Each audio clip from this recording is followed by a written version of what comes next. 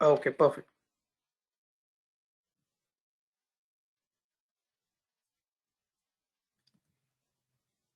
So before we start, there was a neural networks Jupyter notebook that I shared with all of you, which was on the time series. So these are all the time series notebooks which are there on the GitHub also. So you can open this one, RNN LSTM. So we will try to understand building blocks of a program parallelly. Okay. So before we start neural networks, we all know what neural networks are and why we should use it. As in, machine learning models जितने भी अभी तक आपने सीखे हैं, regression, classification, unsupervised time series, all they are powerful enough. Okay, first of all, you really don't need neural networks. Remember, first of all, there are only special cases where you need neural networks.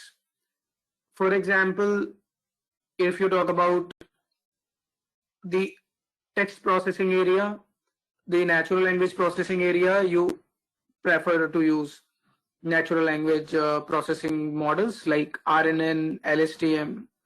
Okay, these are known as what? These are known as your sequence models, as we were discussing last time, right? Sequence models, as in those advanced models or neural network models where sequence matters. तो जब आप time series की बात करते हो या जब आप किसी से बात कर रहे हो, वर्ड्स का सीक्वेंस वो मैटर करता है, राइट? तो ये आपके सीक्वेंस मॉडल्स हैं, और सीक्वेंस मॉडल्स के मेन जो एल्गोरिदम है वो एक है आरएनएन, सबसे मेन है RNN, okay, which is recurrent neural networks, और आरएनएन का ही एक एडवांस फॉर्म है long short term memory, long short term memory. So first of all, you should understand that where should I use sequence models? What is the purpose of recurrent neural networks? We will talk about that. And then long short term models are nothing but a modified version of neural networks. Okay. So if you have that kind of problems where you have to build a chatbot, you have to build a Alexa type skill or a Siri kind of a skill, we prefer neural networks. The another area that could be is when you talk about image and video processing, right? So for image and video processing, again, we can prefer neural networks. And which neural network? CNN.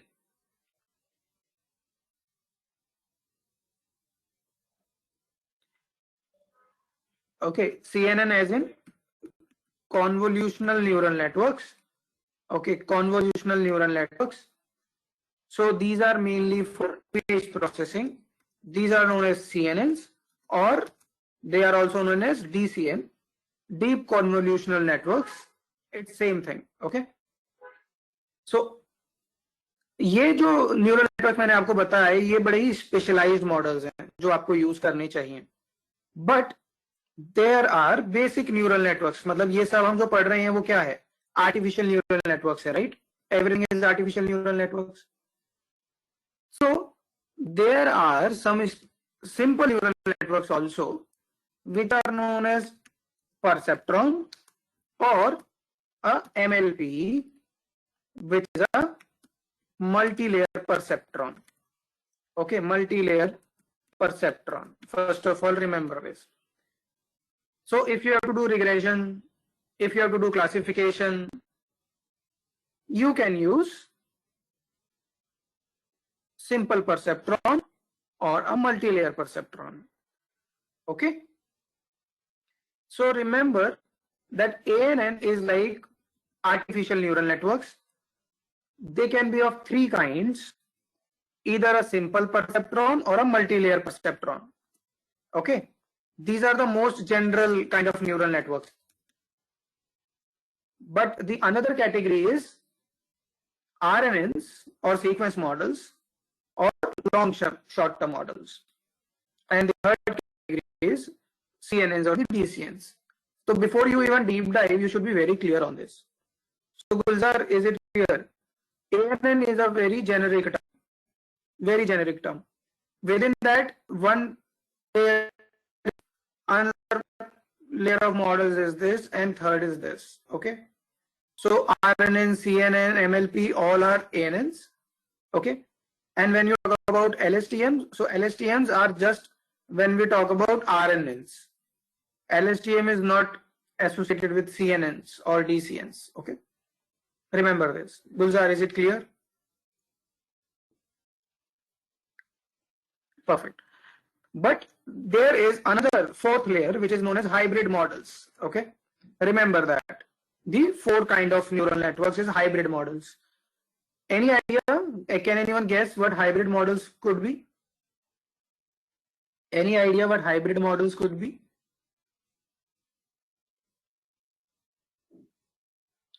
So hybrid is when you are using combination of other models. Yeah, Aditi.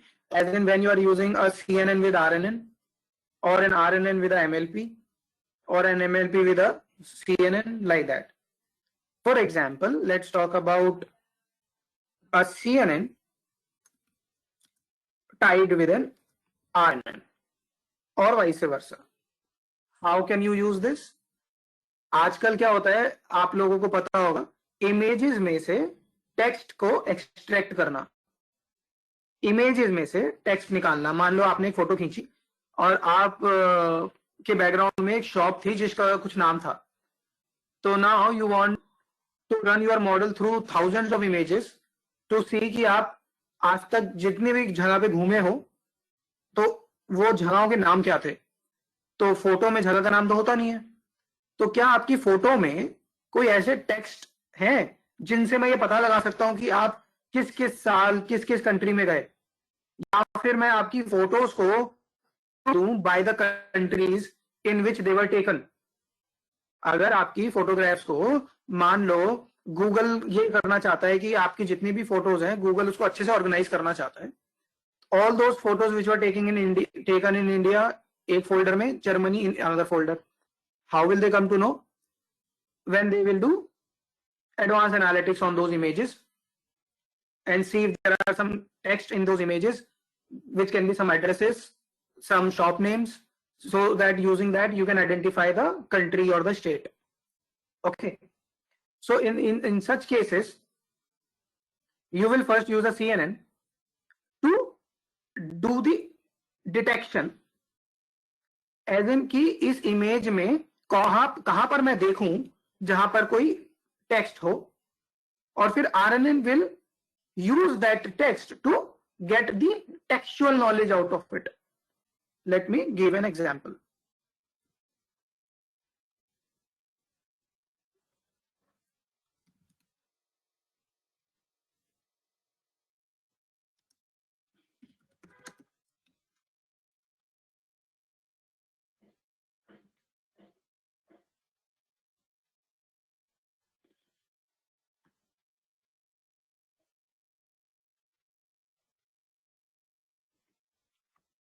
Because if you see, you will see CNN, LSTM network, right? Then you will think that CNN में LSTM कहां से आ गया, right? तो ये एक architectural evolution है. So this architecture involves using convolutional neural networks layers for feature extraction on the input data and combined with the LSTM model to do some further kind of advanced processing.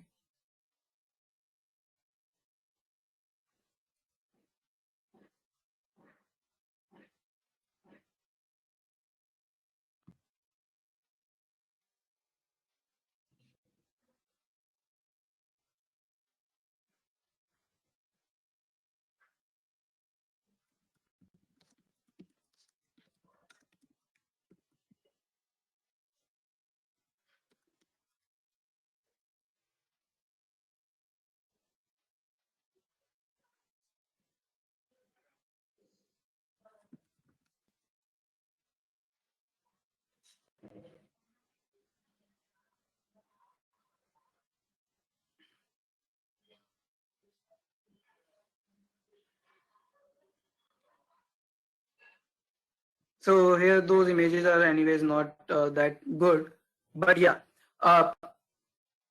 For example, even if you talk about this image where there is a penguin and then there is some text written on this image, right?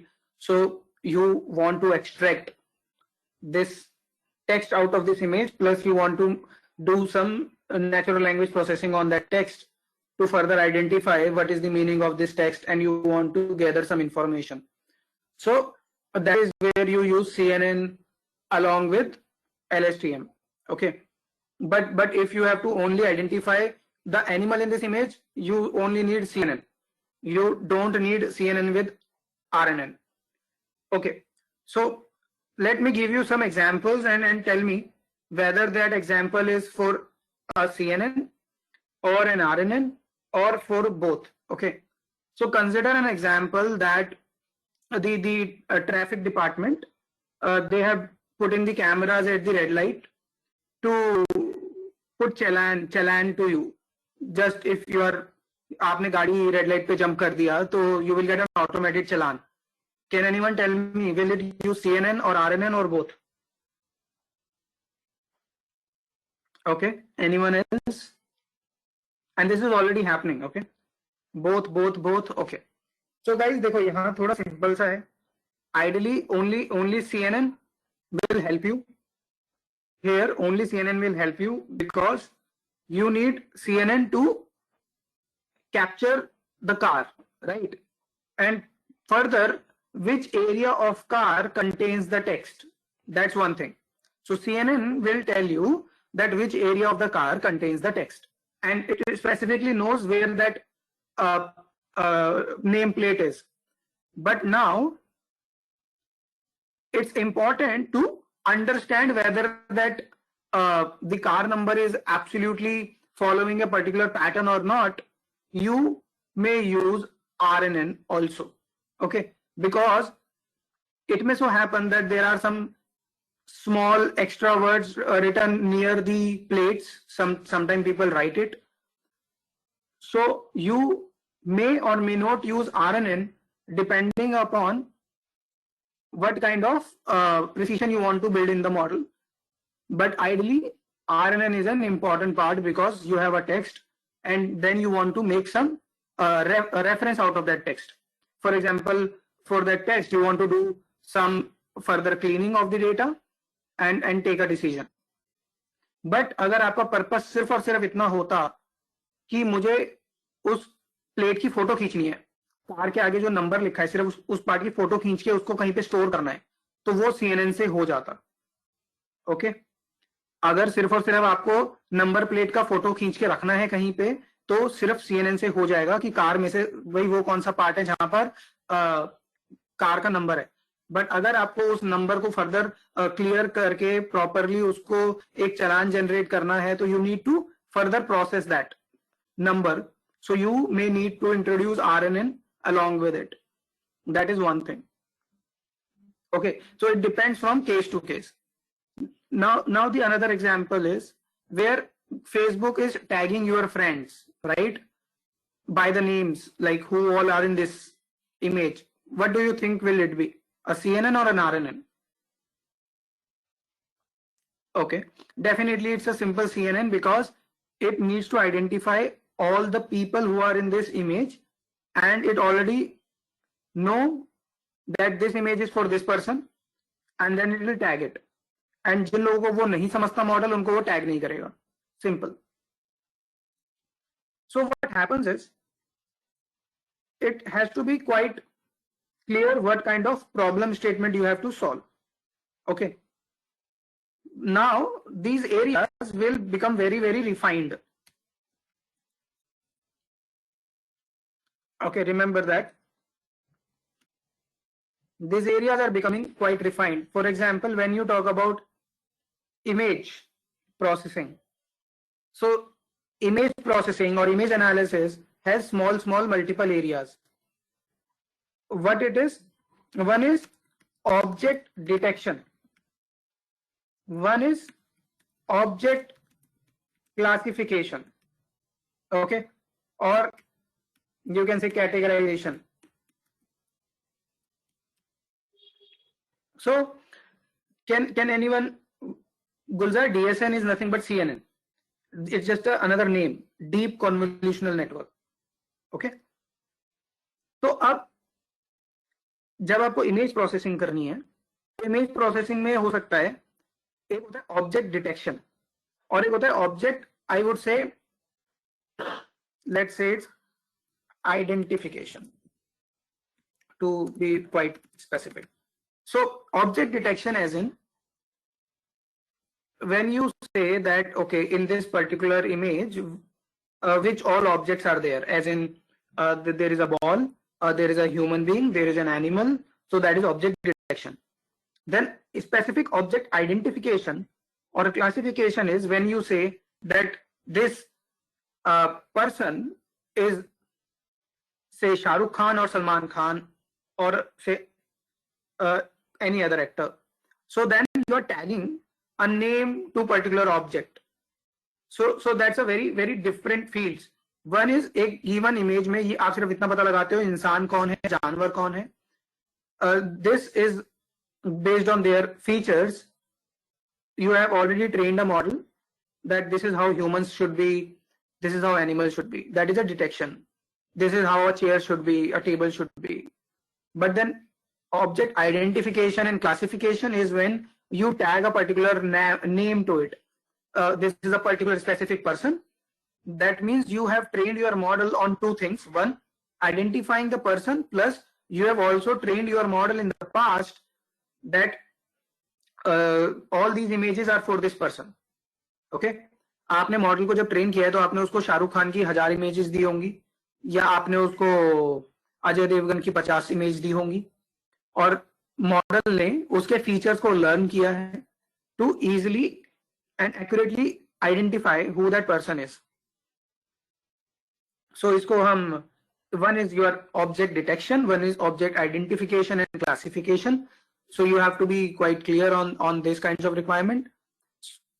Nowadays there is one problem which people are facing in the field of image detection is कि अब मान लो मैं road पे जा रहा हूं और मैंने कोई ट्रैफिक रूल जंप कर दिया, मतलब as a normal, like I was walking and say I was trying to cross the road while it was not a red light. Then again a government should put a challan on that person, right? But in that case, we don't need object detection. We need a proper classification and identification that this person is Rahul and we have his information in our system, right? But now people, when they are walking on the road, they are walking with masks, right? Which was not that common scenario. So now the older models are failing to identify people because they were not trained with the images where people have masks, right? So now what data scientists are doing is they are superimposing the existing images with the masks and retraining the model because you cannot ask Shah Rukh Khan to give you his 50 photos with mask so that you can train the model, right? So what they are doing, they are just programmatically putting masks on the images they have, training the model, tagging it just by looking at eyes, nose, whatever, hairs, to learn on those features that yeah, this person still with mask is this actor or actress, right? So this is yeah Gulzar. So this is just to identify different features, some which are hidden, some which are known. So it's all about training the model. So you train the model with the known images, tagged images, and then you proceed to the next step. Okay. So that is about image analysis. There are more categories also in the field of image analytics. Even video analytics is a sub area under image analytics only, because a video is nothing but images which are there frame by frame, right? Frame by frame. That's it. Okay. Now coming to sequence models. What are different kinds of sequence models? Anyone have any idea? Means ये RNN, LSTM तो आपके models हैं, but field of studies क्या क्या है in the sequence models which are the field of studies? Like यहाँ पर आपकी इमेज एनालिसिस है, वीडियो एनालिटिक्स है, ऑब्जेक्ट डिटेक्शन, ऑब्जेक्ट आइडेंटिफिकेशन. यहाँ क्या है? यहाँ है NLP, natural language processing. Can anyone tell me within NLP there are two main areas? Anyone, any idea? NLP or natural language processing is further divided into two parts. Guys, any idea?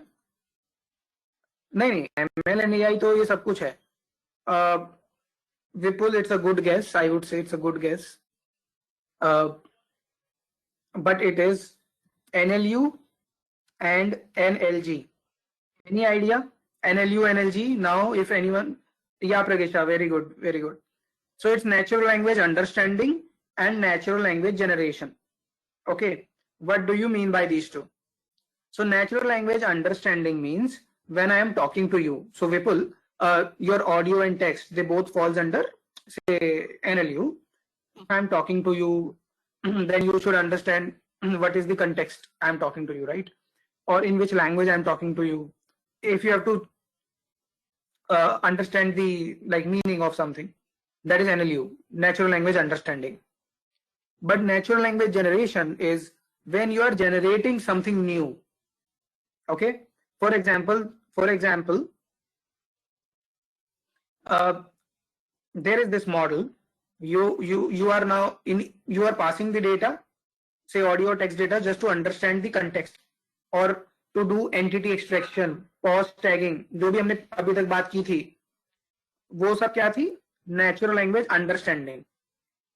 You are passing on some text data or audio data to a model, and model will do pause tagging, entity extraction, sentiment analysis, language detection, which language this is, which we saw in the last class, right? Over the cloud, that was NLU. Okay, but what is NLG? For example, this is a model, okay, and I'm passing some text to it, and now what it's doing is it's generating a completely new text. It's not under telling you some context.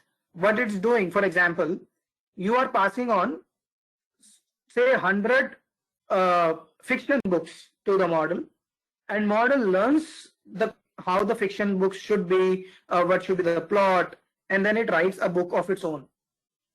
So now there are chatbots which are writing books, not chatbots, rather I would say the models. There are models which are writing songs. So you are just passing on multiple songs to the model. Model is learning how the song should be, and then they are writing new songs. You don't need, say, a songwriter or a story writer. But again, these things are in a very nascent stage. They cannot replace the artists because of their creativity. But yeah, this is what NLG is trying to do. Okay. Are you getting it? Difference between NLU and NLG?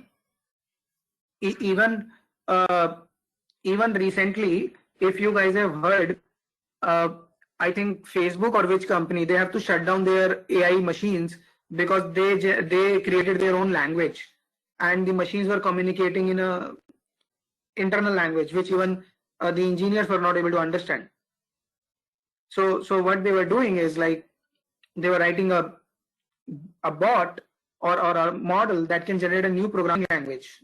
Okay, but what they did, they created their own language to talk, and humans were not able to understand it, so they have to shut it down, do some changes, and bring it up. Did anyone heard about that problem? Like it happened recently or no? No. So go through it. Go through it. So Pragesha, that's a very good point. See, sound processing is not AI. See, AI is like artificial intelligence. Okay. Now, when I say sound processing is a very big area, or audio processing. For example, what I'll say, these simple like in the field of electronics, these audio processing devices are already there, but these are not AIs. Okay, AI is understanding the patterns and generating something new. So let me put it this way. Converting from text to speech or speech to text, okay, is not actually an AI. It's just a set of rules that are running. Okay. Getting it? Converting from text to speech or speech to text is not AI. But what happens behind the scene is AI. As in, जब मैं Alexa से कुछ बोलता हूँ, तो जब Alexa तक मेरी ऑडियो जा रही है और वो टेक्स्ट में उसको कन्वर्ट कर रहा है, वो AI नहीं है. बट उसके बाद जो हो रहा है, एज इन उस टेक्स्ट का मतलब समझ के मुझे रिस्पॉन्ड बैक करना, वो AI है. Getting it Pradisha? Because sound processing तो आज से 100 साल 200 साल पहले भी हो रहा है. इवन जब जब मतलब जेसी बोस ने भी audio, I think Jagdish Chandra Bose was there who transfer the audio, right, I think over the sea और अ वेरी फार नेटवर्क. तो तभी भी ऑडियो प्रोसेसिंग तो था, एक एंड से निकली वॉइस दूसरे एंड पे जाके वो प्रोसेस हुई. But that is not AI. Okay Pradisha, is it clear? Yeah, and yeah, Pradesh. So that's what I'm saying. The second point that you're saying is I'm passing on multiple musicians' data, and these AI models are writing songs. They are playing musics like opera. Okay, that's what your NLG is doing. Okay, and definitely Gulzar, absolutely. Like putting subtitles is also a category of like natural language processing, but again, all natural language processing is not AI. Okay, all natural language processing is not AI. There are certain areas which we have to understand. For example, if you are speaking in a language and model is converting it into another language, then it's an AI. But if it's simply converting audio into text, it's actually not AI, but it's still there. Okay. Okay. So you have to be very clear, read about it, you will get new things. So NLP or natural language processing, where you are processing the natural language, it can be text or audio. So it's like NLU, which normally people do. And then NLG is which nowadays is happening. Okay, generating new, completely new creative work. That's NLG.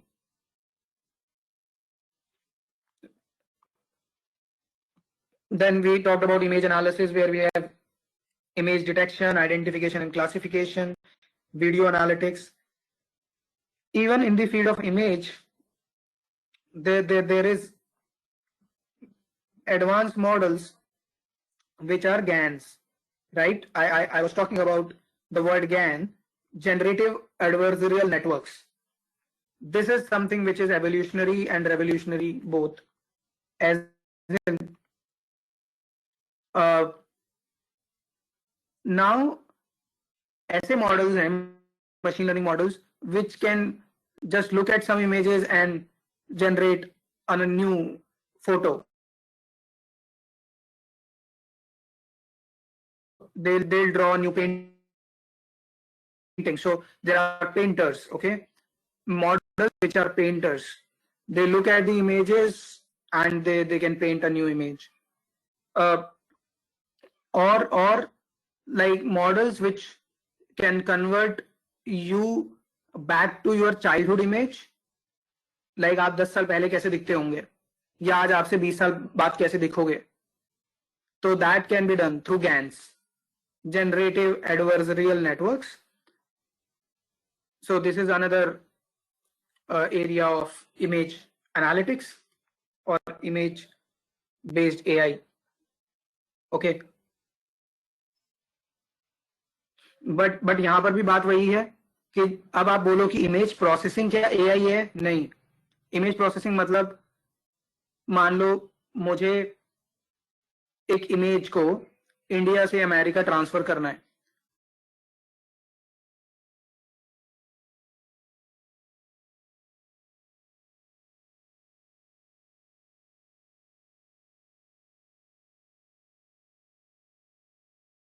be get converted right over the internet and generate the होके छोटे छोटे parts में travel करती है और target पे जाके वो असेंबल हो जाती है.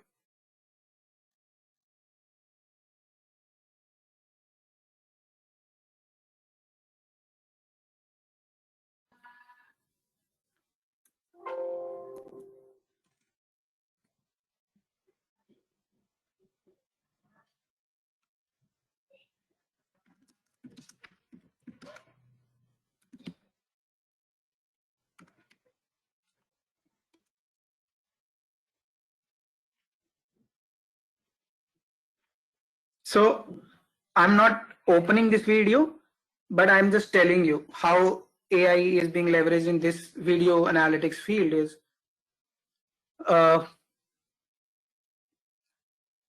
अभी जैसे अगर मान लो हम सब अपने कैमराज ऑन कर दें तो there will be huge bandwidth that will be taken by our network और आधे लोगों की इमेजेस क्वालिटी इतनी अच्छी नहीं होगी वीडियो क्वालिटी. तो how Nvidia solved it, Nvidia researchers is they say that initially they will just capture your photo. Okay, they'll just capture your photo like in this and just transfer it to the end user. Like आप सबकी image मेरे system पे आ जाएगी. उसके बाद वो सिर्फ आपके जो फेशियल एक्सप्रेशंस हैं या जो जेस्चर्स हैं उनमें जो चेंजेस आ रहे हैं उन्हीं को नेटवर्क पे ट्रेवल करवाएगी, रादर देन आपकी पूरी फोटो को ट्रेवल नहीं कराएगी. और फिर एक तरह से क्या होगा कि मेरे एंड पे आपका एक एवेटर है, वो एवेटर मूव होना शुरू हो जाएगा. एज इन पहली बार में आपकी एक फोटो जो प्रॉपर फोटो है मेरे पास आ जाएगी, मान लो जो भी वो थी. इसके बाद आप अगर मान लो अभी स्माइल कर रहे थे, इनिशियली फोटो आ गई थी, लेकिन अब आप मान लो स्माइल नहीं कर रहे हो, you are just like straight, तो पूरा आपका फोटो कलर्स इतना ज्यादा पिक्सल इंफॉर्मेशन की जरूरत नहीं है. It will just capture that delta and it will transfer only that information. That information will come to me and it will just show me your face as in really something is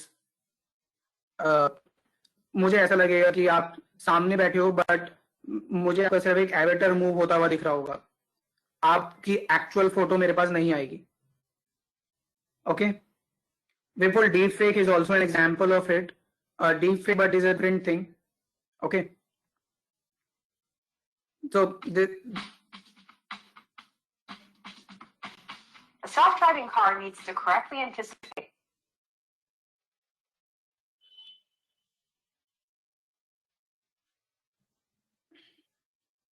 So again, even my network is not currently saying कि अगर पहले आपकी 1000 pixel की information travel कर रही थी तो अब आपकी 10 पिक्सल इंफॉर्मेशन ही ट्रेवल करेगी. Okay, so that's how things are happening और being रेवोल्यूशनाइज्ड.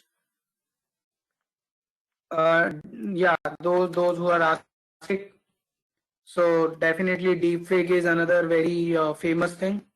So what deepfake do, and there is a deepfake competition that also happens. So deepfake normally generates the fake images of people and ask you if you can write a model which can distinguish between the original and the virtual fake image. Their fake images are as good as the original images. So you can go through this deepfake images and all, which is quite good. They generate fake images. And there is this DeepMind. I hope all of you have heard about it. So DeepMind is a Google acquired AI company which do the research in the deep learning field. Okay, so DeepMind is the Google's company, you can say, for deep learning. You can go through it, understand what they do. And can anyone tell me the deep learning company of Elon Musk? And can anyone quickly tell me which company Elon Musk is running for neural networks and deep learning? Guys, quickly, please. You can Google it. Very good, Rahul. It's a Neuralink. So Neuralink is actually generating a chip which they will install in your brain, and your brain will work like a superhuman. But they have a bigger purpose, that neural network chip. They want it for those people who have spinal injuries. Okay. Those who have spinal injuries or brain injuries due to which some part of their brain has stopped functioning. So they want it to help those. Elon Musk, Gulzar, Elon Musk, no, not enormous, Elon Musk. I may pronounce it in a different way, but yeah, Elon Musk, whatever you pronounce it. Okay, the one who owns Tesla, right? Yeah. Okay, so that's what, right? Okay, let's talk about another thing. So we have talked about a lot. What is artificial intelligence? What is ANN or artificial neural networks, perceptrons, sequence models, image analytics, right? Then there is this deep fake, and then there is this deep mind, and then there is this Neuralink as a company, right? There are a lot of things. Now coming to something as chatbots, right? Chatbots. So do you guys think that all chat boxes are smart? Like for example, we are chatting on this GoToMeeting chat, right? Do you think that's a normal chat or that's also a chatbot? What do you think? Is this also a chatbot? No, right? So now be very clear on that. So this chatbot, this is not a chatbot because here we are just talking to each other. It's like a messenger. But what a chatbot is, when on the other side you have a bot. Okay. और ऐसा नहीं है कि other side ऐसा हो सकता है कि इस मीटिंग में मैंने एक बॉट को भी इनवाइट किया हुआ है. मान लो, like this is one of the project that I took few years back, where you invite a chat, a virtual agent to be a part of your meeting. Okay. जैसे मान लो हम जो भी इस क्लास में बात करते हैं, अगर मैंने इस मीटिंग इनवाइट में एक चैटबॉट को भी ऐड किया हुआ है, मान लो विद द नेम ABC, वो सब सुन रहा है. जो भी हम चैट पे, यहाँ चैट पे जो पिंग कर रहे हैं उसकी बात करते हैं, चैट पे जो भी हम पिंग कर रहे हैं उसको सब दिख रहा है, वो रीड कर रहा है. And at the end of this entire class, अगर हमने चैटिंग में जो भी बात की वो उसको समराइज करके हमें भेज दे, तो don't you think that will be very helpful for all of us? A chatbot instead of a normal chat, if there is a chatbot, or if I invite a virtual agent in this chat who will keep thinking about all this thing, and then at the end it will send you MOM, minutes of meetings, right? So all big companies who give messengers, they are making them smart by integrating them with a chatbot. Yeah, banking companies, they have chatbots on their websites. Even if you go to the insurance companies or HDFC, any company's website, there is a chatbot that pops up and asks you to talk to it, right? So chatbots भी बहुत तरह के होते हैं if you deep dive, but I'm giving you an insight of what chatbot can do. It keep noting what we have been talking about and summarizes and send it to all of us as a MOM. Yeah. Okay. So Siri, see, it can be a chatbot, but it's not actually a chatbot. Siri, I would say Siri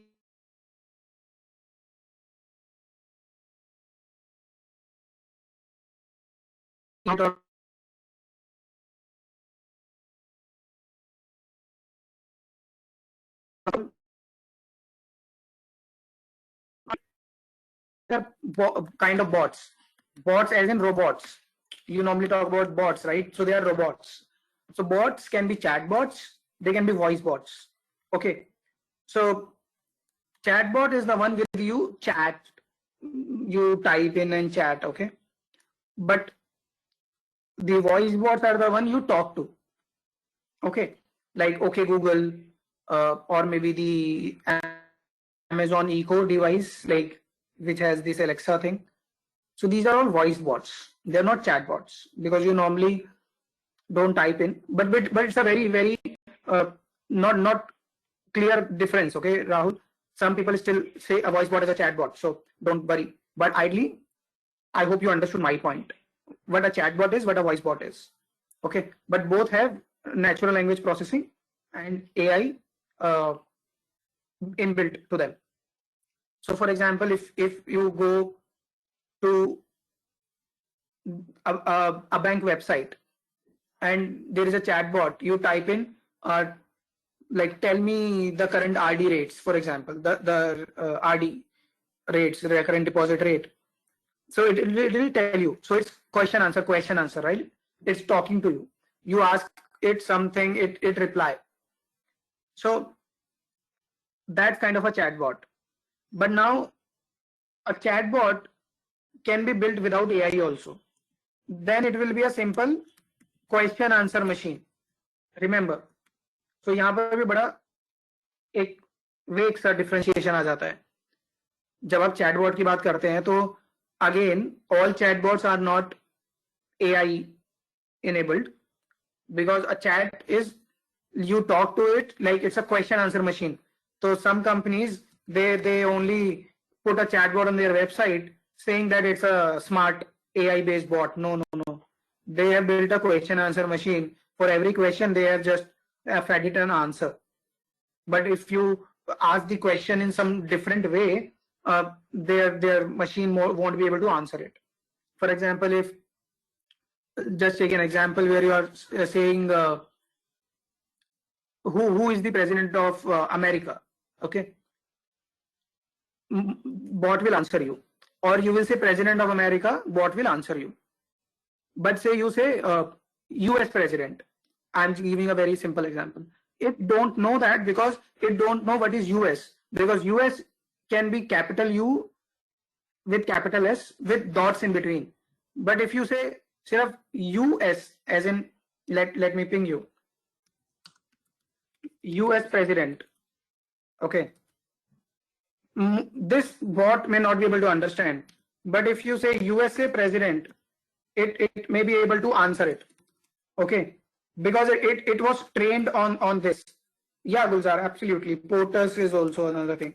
So now the point is how smart your bot is. Is bot able to extract the information out of the context and keep learning? Okay. So that's what Nishta I'm saying. It depends that how smart you have built a model. Okay. Because USA, US, ये मैं simple एक regex लिख के भी कर सकता हूँ. मतलब I'm not going into that, but yeah. So there is this thing like regex. And in regex, you can say, okay, US, USA, or U.S.A, they are all same. But I'm saying, what if you haven't trained the model with all this? Is your model smart enough to understand that all these three are same? So if your model is smart enough to understand it, then I would say it's a good model.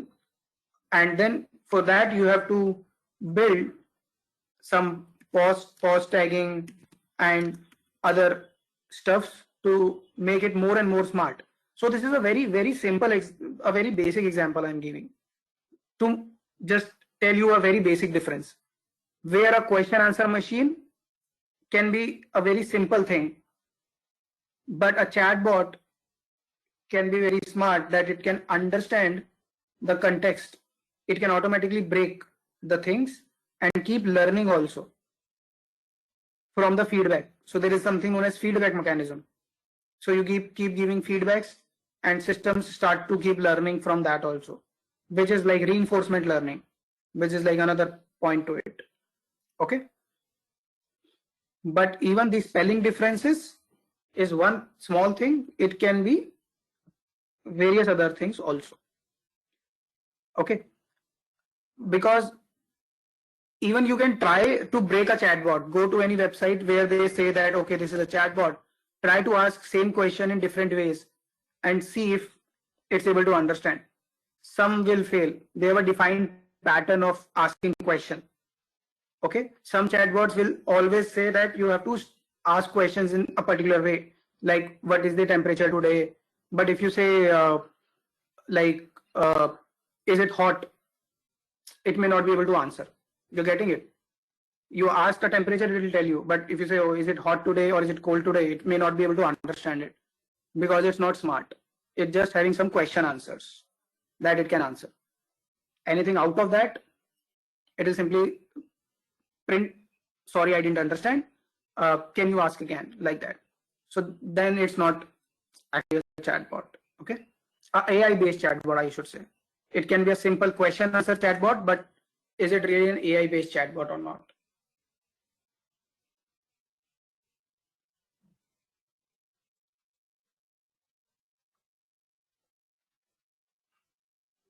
Gulzar, I didn't get that question.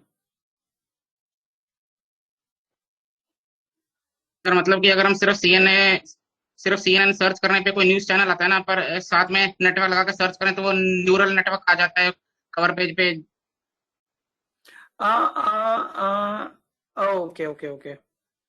Okay. So you are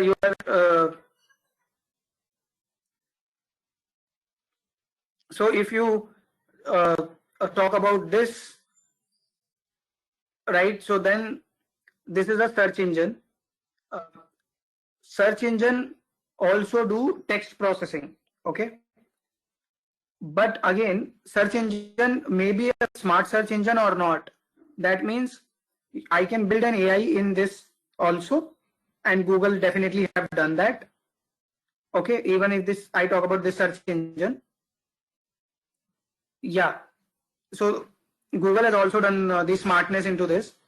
But again, the point is, if it is not smart, and you just type something, you just type in something, right? Then it will simply look up the documents which are indexed. So they do indexing of the documents. They keep them. Gulzar, I'll tell you, wait. So if you search for CNN, then they will simply print those articles which are widely used, which are highly popular currently. So if you talk about CNN, so they are talking about CNN because दुनिया में कितने लोग CNN news देखते हैं, लेकिन CNN as a convolutional neural network कुछ data scientist बेचारे search करते हैं, तो वो हो सकता है पेज, पहले पेज में हो ही ना. ओके, पहले पेज पे जो भी टॉप सर्च है उसमें नहीं है. बट अगर ये सर्च बॉक्स कंटेक्स्ट को समझता कि मैं बहुत देर से क्या सर्च कर रहा हूं, उस चीज को भी पिक्चर में रखे और तब मुझे प्रिंट करके दे, then I would say that it is smart. But still it's not that smart, right? Because it's, though I am searching a lot of neural networks, it should start to think in the context and then print it. Okay, but what it is doing is based on SEO, search engine optimization, definitely, Vipul. So currently it's doing some indexing, search engine optimization, where even CNN must have hired some SEO experts who are making sure that their website is coming in the top. But these are simple tag based approaches. SEO is like not that complicated thing. So SEO can be done through multiple ways, but that's a different thing. Okay, you do some backlinkings and all in SEO. That's a different thing for SEO. Okay, backlinking and all you do. Okay,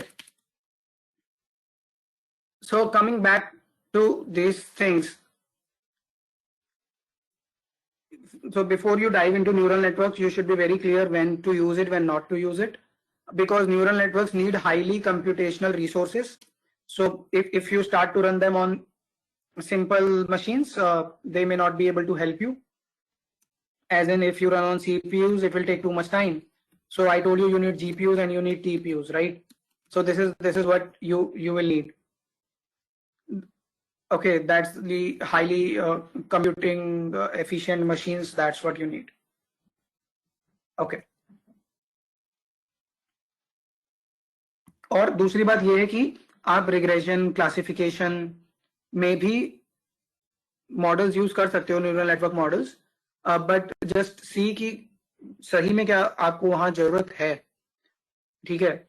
when I से जरूरत है as in कि क्या आपके basic models पहली बात तो वहां काम नहीं कर रहे हैं, ठीक है। अगर आपके बेसिक मॉडल्स आपको उतनी अच्छी एक्यूरेसी नहीं दे रहे हैं, then you try with basic MLP, but don't go into these RNNs, LSTMs, and CNNs for basic regression classifications. Okay, so we'll deep dive into these. So before that, let me just run this notebook. So here, this notebook I am running is one of the neural networks model that जो मैंने पिछली class में थोड़ा सा basic इसका idea दिया था. Here I am using a sequential model, right?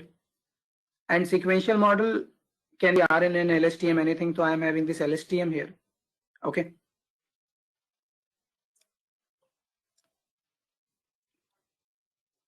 So we will talk about how to build a neural network. A neural network, when you actually build it, it's about the number of layers. So you start with the input layer, then you have multiple, say, hidden layers, say 2 hidden layers, and then an output layer. This is a very basic model I'm telling you, right? So where each layer will have multiple neurons. Each layer will have what? Multiple neurons. So to build a neural network, you need to tell how many layers you want, and you have to tell within each layer how many neurons you want. And then within each neuron, if I open this as one neuron, if say this is one neuron, a single neuron will have two sections. एक तो जो उसमें inputs आ रहे हैं उनका वो summation करेगा, we will see that. और ये पार्ट सबसे इंपॉर्टेंट है जो होता है एक्टिवेशन फंक्शन, कि आपका एक्टिवेशन फंक्शन आप क्या यूज करने वाले हो. So we are going to talk about different kinds of activation functions. But before that, if you look at this, I created a model. मतलब ये black box बन गया. Then I am saying model में add करो. As in this is adding layer 1. So I am adding one layer to it. Okay. उस layer का type क्या है? LSTM. तो layer का type है LSTM और उस layer में neurons कितने हैं? 4. Okay. So that means this is the layer, and I said that it contains 4 neurons. But those neurons are some special neurons because in LSTM we say neurons as gates. Okay, gates. Like you have on off gates, right? So these are gates. So in RNN you will say these are nodes or neurons, but in LSTM we say them as gates. So I have 4 gates here. We will talk about these things later. So far you understood this. You create a black box. You start to add the layer. So you added a LSTM layer with 4 neurons.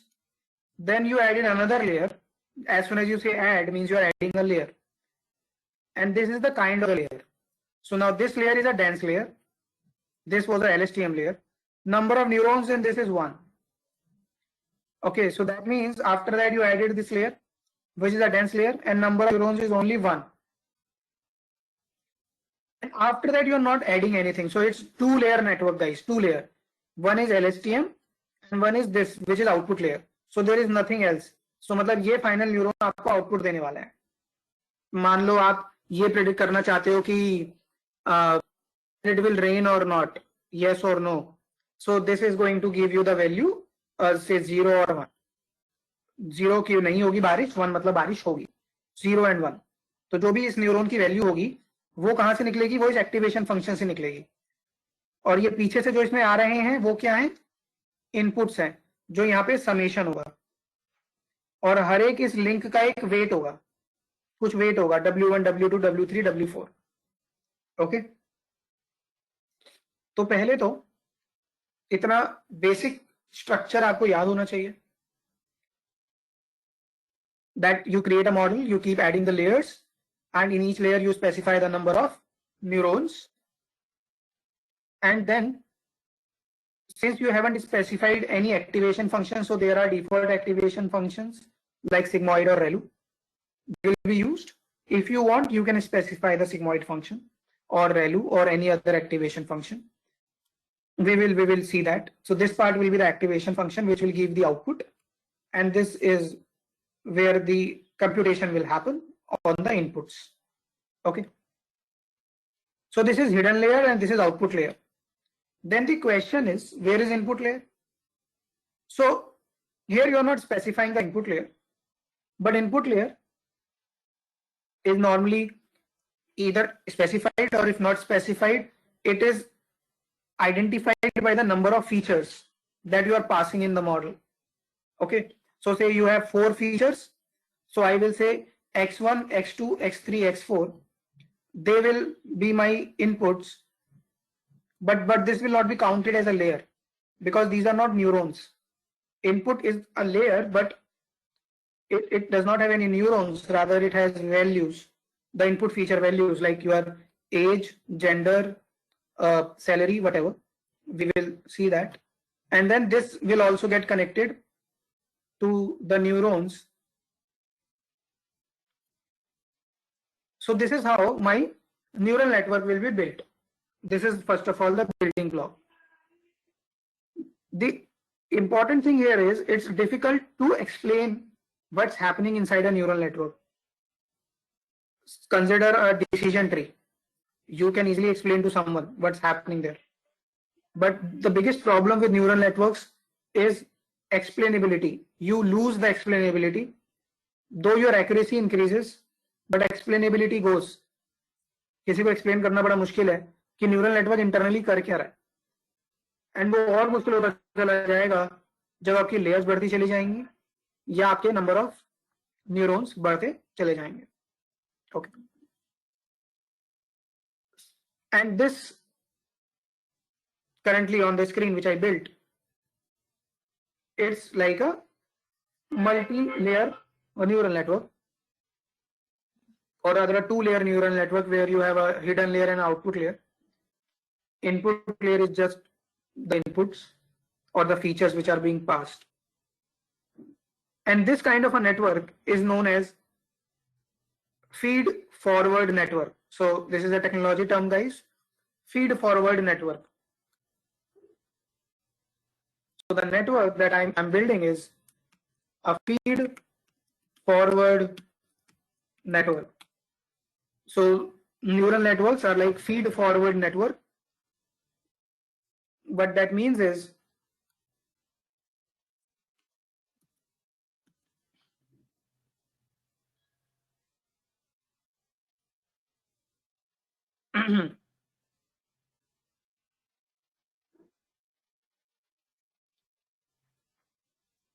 so what that means is so information flows from left to right. From left to right. So information is flowing from left to right. As in, this is the input layer, right? And then there are 3 hidden layers. And then there are 3 hidden layers, H1, H2, H3, and then there is output layer, right? So your information will propagate from one place to another, but in only one direction. That's a feed forward network. The another second level things to remember is, from left to right, is whether this network contains any loops as in like this, like at each neuron there is a loop. Here there is no loop, so it's a simple feed forward. Second is, here the information is passing from this to this, but is the information passing from this to this also? Okay, so here everything is feed forward. There is no looping or no backward propagation of the information. So I'm saying it's a simple feed forward.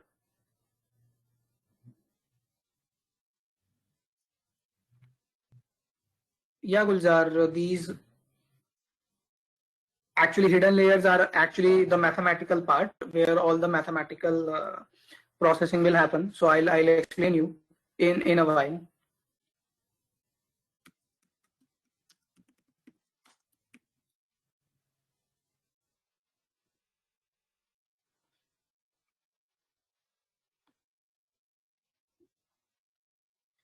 So I am saying you that neural networks are of different kinds based on their structure, or rather the kind of internal processing that happens within.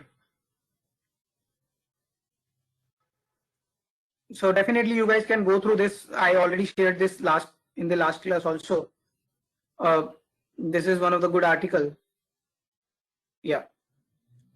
But what I'm saying is, if you look at some of the important things, you will see in this blue there are these circles, right? So these are like loops. Okay. But when we talk about a perceptron, a feed forward, or rather a deep feed forward, which is nothing but the same thing. Feed forward में सिर्फ एक layer है, deep feed forward में multiple hidden layers हैं. Hidden layers are multiple. तो वो जब भी चीज deep word आ जाता है मतलब more than one layer की आप बात कर रहे हो. 2, 3, 4 hidden layers जहाँ आ जाती हैं, more than one hidden layer. Okay. तो ये एक simple perceptron है. यहाँ कोई hidden layer नहीं है, बस input and output है. Right? Perceptron I told you, right? Perceptron is like input and output, no hidden layer. Feed forward as in one layer. Deep feed forward is 2 or more than 2 hidden layers. Okay. So ultimately अगर मैं इस network की बात करूं तो ये 3 layer network है. 1, 2 and 3. It's a 3 layer network. This is not actually counted as a layer. This is just an input layer, but here you have just x1, x2, x3. No mathematical computation happens at this layer. It's just the features. Mathematical formulas are in these 3 layers. All these 3 layers will have mathematical formulas that we are going to talk about. Okay, but not the first layer. And you will see there are certain loops, there are certain shapes, but based on these, the kind of networks, they start to mature enough. So, but what we are talking about is a feed forward network with no loops. There is no loops here. Okay. And if you look at this RNN and LSTM, I am saying कि यहाँ इनको मैं neurons कह रहा हूँ, but यहाँ ये जो है इनको मैं गेट्स कहता हूँ. इन न्यूरॉन्स को मैं गेट्स कहता हूँ. We'll talk about that.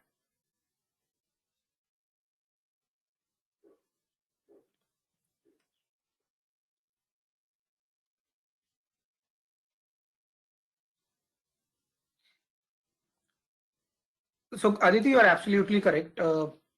You're absolutely correct. I'm going to explain that actually in a while. Okay. So ये बस स्क्रीन शो करने का मतलब है कि ये जो हर एक न्यूरॉन में कुछ शेप या कलर हैं, उनके पीछे there are certain reasons. And ये जो आप दिख रहे हैं ये लूप्स हैं. मतलब एक न्यूरॉन अपने ही फीडबैक को बार बार भेज के अपने आप को सही करता जा रहा है. मतलब खुद से ही कुछ कर रहा है और खुद को ही फीडबैक दे रहा है, फिर सही कर रहा है, फीडबैक दे रहा है. तो that's a feedback kind of a loop mechanism.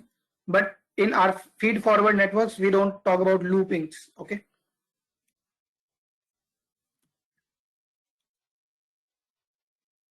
So let's come back to this. So now let's deep dive further into this. We talked about input layer, which is actually just a layer. No computation happens there. But the major layers here is 4 layers, 3 hidden layers and 1 output layer. And each of the neuron here will have some mathematics going inside it. No mathematics inside this, okay, nothing. And this is a feed forward network with no looping. No looping happens here. Now, the question is how mathematically a neural network works. So if I talk about a model, a simple model, let's take this. Yeah. So guys, it's very simple that say this is your input as say feature x1, x2 and x3. This feature is having say value as 1, 2 and 3. Okay. Now this neuron is connected to, ultimately if you talk about this neuron, it is getting input from all the three. And I told you what it internally have. First a summation, right? And then an activation function. So summation will be 1 plus 2 plus 3, right? So value will be 6. And then here the activation function will be f of x, which is the f of 6. So the output that will come from here will be, if say this f is a square function, then value will be, what will be the value guys? 36, right? So that means if input is 1, 2 and 3, and I'm using an activation function as a square function, a simple square function, then the output from this will be what? 36. Output from this will be what guys? Can anyone tell me from this neuron?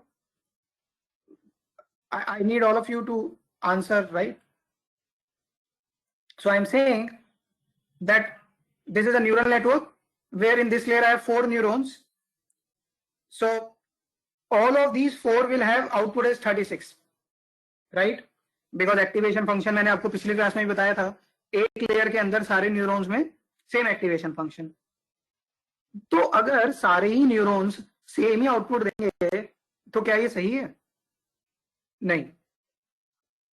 That means something is missing. That means this linkages, they have certain weights, W1, W2, W3, W4, W5, W6, W7, W8, W9, W10, 11, 12. There will be weights. And these weights will keep adjusting when the gradient descent will happen. So ultimately, the whole and sole purpose of training a neural network is to get these weights. And that's where the model do a gradient descent process. Okay guys. So Gulzar, I'm saying that within each neuron there is 2 part of actions. First is summation, second is the activation function. So I'm saying the summation is just 1 plus 2 plus 3. That's it. You get 6, right? Here the input value is 3, here it's 2, here it's 1. So you add all these, you will get 6, right? Gulzar? Yeah, Nitika, absolutely. ये 6 तो ठीक है. I come to that, Nitika. 6 तो ठीक है, पर 36. 36, I'm saying then the activation function that I have used is the square function. So square of, so this 6 will go into this activation function, right? So square of 6 is 36, right? It's good question, Gulzar, definitely. There is no point in going ahead without this, but it will clear in the next round. So let's see the next round. Sir, 1 minute. I'm coming to that. 1 second. So this is where we are going to understand it. Yeah, I'm back to this. Yeah, Gulzar, tell me. Sir ये square करने का purpose क्या है इसमें? हाँ, मैं आ रहा हूँ उस पे गुलजार, आ रहा हूँ. अभी तो मैंने आपको रेंडमली बताया कि activation function can be any function, mathematical function. I will tell you कि उसका पर्पस क्या है. ठीक है? बिकॉज मुझे देखो इस न्यूरॉन में ब्लू वाले में मुझे कुछ इनपुट आ रहे हैं, तो उससे आउटपुट वैल्यू क्या निकलेगी मैथमेटिकली, मुझे वो तो पता होनी चाहिए ना. तो ultimately activation function is to generate the output value of that neuron. Gulzar, is it making sense? Every neuron will do some mathematical computation and generates an output. So this activation function is generating output. Okay. So let's come to the actual mathematics. So guys, now if you look at, that's what I was telling you, right? Just have a look at this. This is, so अभी जो next screen है उसमें मैं ये आपको explain करूंगा, ये single neuron. ठीक है, और उसके अंदर ये 3 इनपुट आ रहे हैं ना, ये x1 है, ये x2 है, ये x3 है, जो इसके अंदर सब अपना अपना इनपुट दे रहे हैं, ठीक है, और ये हर 3 लिंकेजेस का एक वेट होगा। तो लेट्स सी दिस। तो ये यहाँ पे क्लियर हो गया है। पहले तो ये डिपिक्ट क्या कर रहा हूं मैं, ये वो न्यूरॉन है ब्लू वाला, और वो पीछे से जो x1 x2 x3 सब आ रहे थे। But now I am saying कि पहले तो मैंने ये जो समेशन था वो ब्लाइंडली कर दिया था, but I should do weighted some.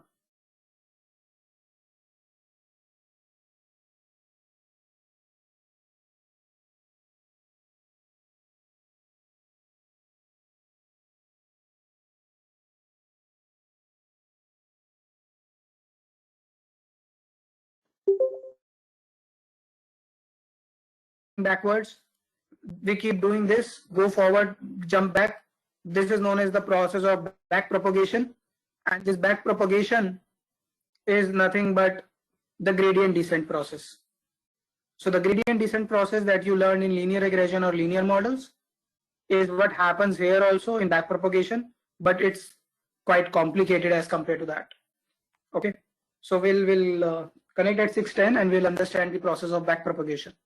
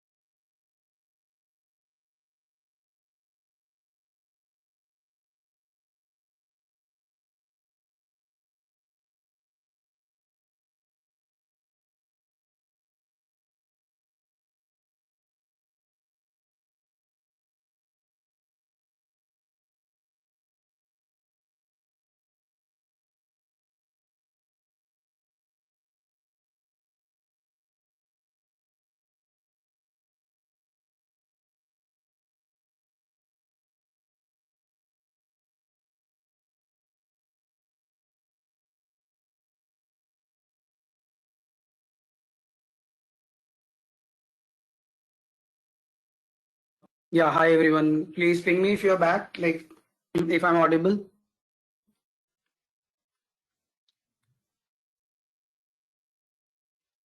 Okay, perfect. So far, before we proceed, any question, any doubt? What is feed forward? Uh, back propagation is definitely the gradient descent here, which we are going to see how the weights are getting adjusted. Okay. What are different activation functions? Okay, but really don't think that a linear activation function will be used for linear regression or so. That's not the case.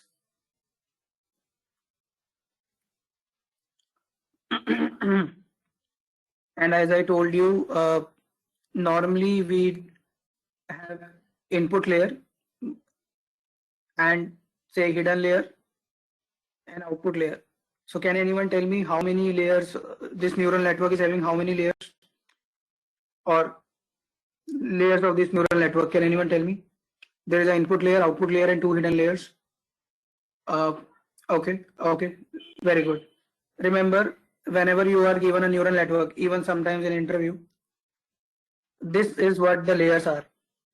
Okay, not the input layer.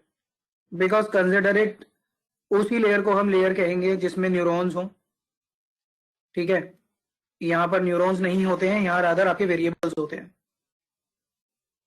और इसको ऐसे भी समझ सकते हो कि वो neuron या वो नोड जिसके अंदर कुछ कैलकुलेशन हो रही हो, राइट, या एक्टिवेशन फंक्शन हो कोई. इसमें तो कोई एक्टिवेशन फंक्शन नहीं होता. ये तो आपकी से एज की, जेंडर की, ये वैल्यूज हैं जो आप अगली लेयर में पास कर रहे हो बस. और अगली लेयर में भी मल्टीपल न्यूरॉन्स हो सकते हैं. ठीक है. In general we talk about one layer, but you can use more hidden layers. ठीक है. बट जितनी ज्यादा आप लेयर्स बढ़ाओगे, ओवरफिटिंग के चांसेस बढ़ेंगे. तो इसलिए डेटा ज्यादा होना चाहिए आपके पास. More and more data, the better the model is. And when you normally talk about, say, classification, and if it's a linear classification, you can do it through one layer. But if it's a non-linear classification, you need more than two hidden layers. As I just even explained you a very simple thing कि एक layer के neurons का इस तरह से activation function है, दूसरी layer का मे भी इस तरह से हो सकता है. They will be combined together to fit the actual data, and something like this. So that's a non-linear relationship or non-linear way of fitting the data. So if you have linear classification, help you, but if it's non-linear, it may have happened that you need more than one layer. Okay, first you try with one layer, try different activation functions, but if you're not getting a good accuracy, that means you need to increase the layers and play around with the activation functions. But it may so happen that one activation function is like a curve and another can be a ReLU, which is like a linear line, and they both can be combined to fit the data. But again, I'm saying, don't think that if it's ReLU, it should use for regression, and if it's sigmoid, it should use for classification. It's not the case. You can use ReLU in one layer, sigmoid in another, and ultimately they will be superimposing to fit the data. Okay. So that's another thing. Now the question is, I am saying again and again that this is a feed forward network, as in from one layer you are passing the information to the next layer. But कोई भी layer अपना जो computed formula है, जो value है, it's not sending it back. The values are not being sent back. Means there are no cycles. So this is a cycle. So there is no cycle in feed forward network. That is one thing. Second, there is no loop.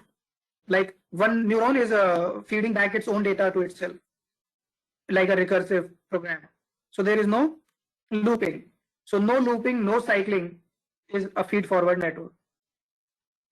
Okay.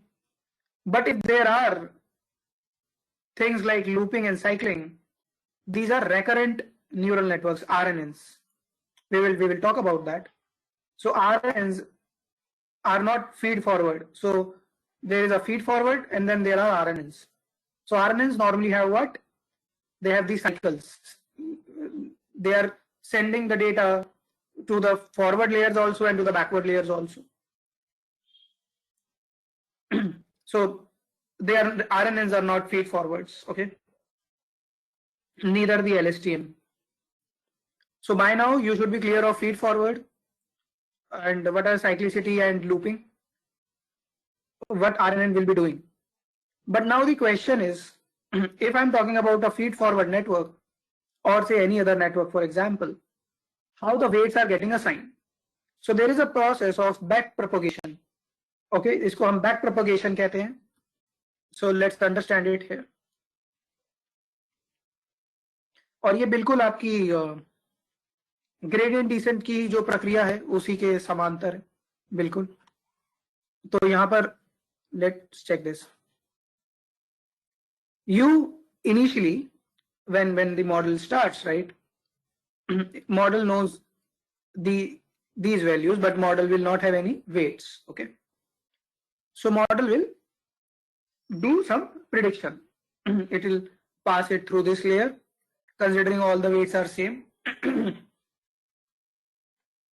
Say it may start with all the weights as 0 or 1. It depends upon the initialization vector. It can be 0, 1. It will compute everything on the basis of that. And as you are aware by now, you will get some output here. How you will get, you know now.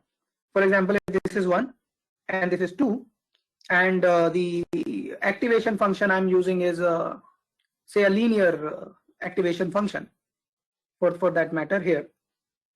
So it and the weights are in all of this is say 1. Okay, all the weights are 1. So that is like 1 plus 2 is 3, and 3 when used with a linear activation function will generate 3 if bias is of 0. But here bias is of 1. So let's say there is some bias, so it generates you 4. Okay. Here also it generates you 4. But now from here you get 4. Here also you will get 4. And again the weights are say 1 and 1. So 4 plus 4 is 8. And again a bias of 1. So you will get a 9. And you will get a 9. And now consider that you already know that what should be the output of this output layer and what should be the output of this layer. Okay. We know that the output should be say 7 of this output neuron, and of this output neuron it was say 6. So now you will compare the expected versus the actual. So you will use a delta rule. It is known as a delta rule. So the difference or the total error is what? Which is 2 here and 3 here. So that means you have a model which is having error. And now we have to minimize these errors, right? That's the whole purpose. To minimize the error, the only way to do it is to adjust the weights. So how to do that? So we need a cost function, and the cost function here will be the one that will help us to do gradient descent. So something like this, right? And you will have j of theta, where thetas are nothing but w's, and here you will have w. So what we will do, we start with this, and here we have two weights, w5 and w6. So backpropagation says we will first adjust this, then we will adjust this. Okay, before we adjust this and this. So that's backpropagation. You are propagating in the backward direction and adjusting all the weights. Similarly, you adjust first of all means all the weights in this layer, and then only you will go in this layer. And so what we will do is, earlier also we were doing gradient descent, here also we will do gradient descent one by one. So if my cost function is J, I need to do partial derivative of J with respect to W5. Simple. Right guys, if J is my cost function, to do the gradient descent, we have to do partial derivative with respect to that particular theta, W5. That will give me what? That will give me slope at a particular point, slope. Okay. I'll get a slope value. Now, that slope value which I get out of this partial derivative, I'll multiply that value with the learning rate and subtract it with the original value of W5 to get the new value of W5. Getting it, guys?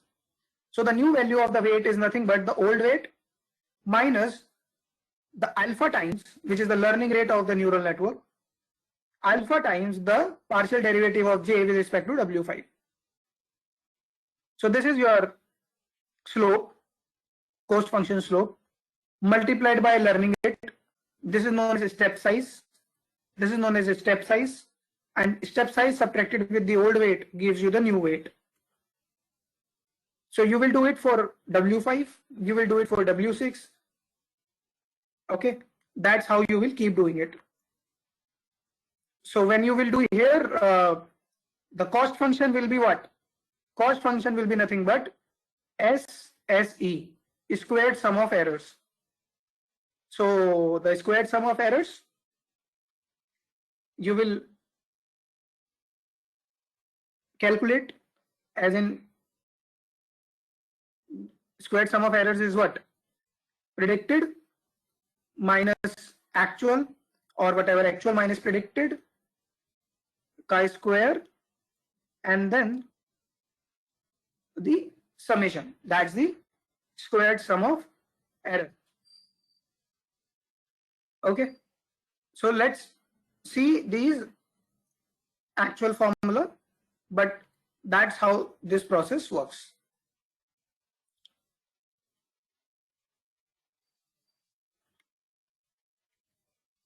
Let me just show you some formulas.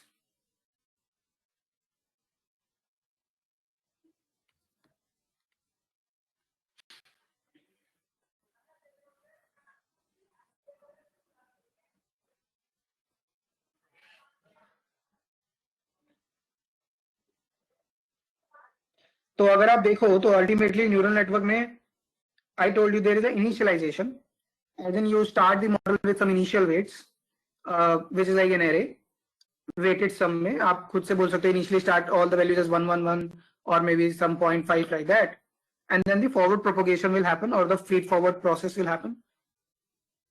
You will use an error function then, like a squared sum of errors, SSE, to see how accurate you are, and then you will do the partial derivative of that error function to do the back propagation. So if you use the squared error, as I told you, squared sum of errors, you will keep increasing the weight, say W1 or W5, whatever. You reach to the global minima or the global loss function. The value of weight at which you reach is there. That will give you what? That will give you step size, the partial derivative. And using that partial derivative, you will multiply it with the learning rate, subtract with the original weight, you will get new weight update. So this process keep iterating until you get to the convergence. You keep updating this value until you reaches the convergence.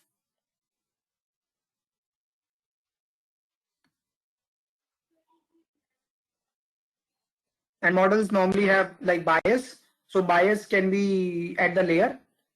Okay, at a particular layer, you can have a bias, or you can have bias at the each neurons also. So that's what the bias terms are.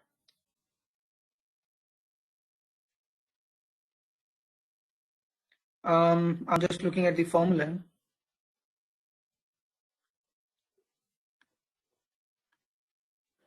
So it just keep calculating the optimal weights in each iteration or the epoch. So if you look here, when I was running the model,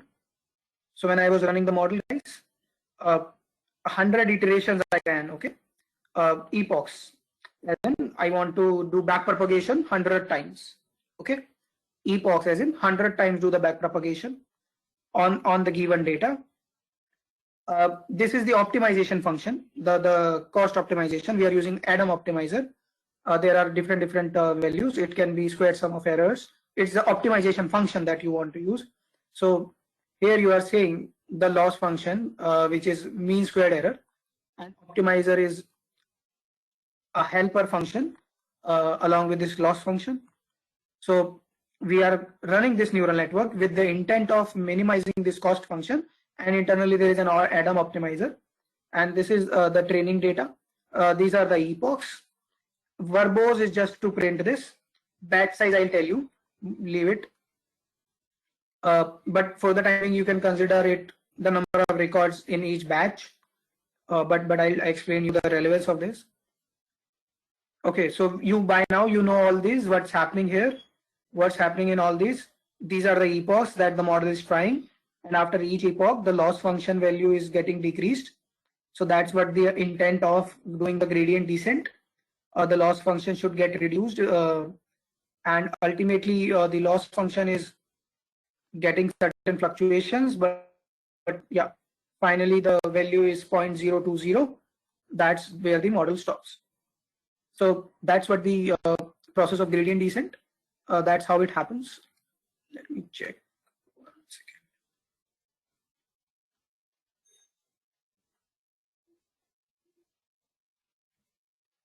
So this is also saying the same thing, where for the output layer you just subtract the actual versus predicted, you get the delta, and using the delta you go in the backward direction to update the weights. You update all the weights in one layer first, then you update the weights in another layer, and that's what you do using partial derivative. These people,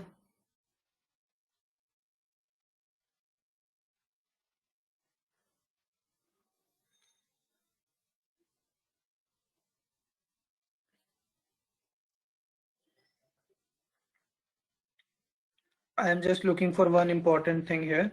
So here they are not explaining the actual formula, they are just giving you the delta rule, which is actual minus output, but this is not the case. 1 second.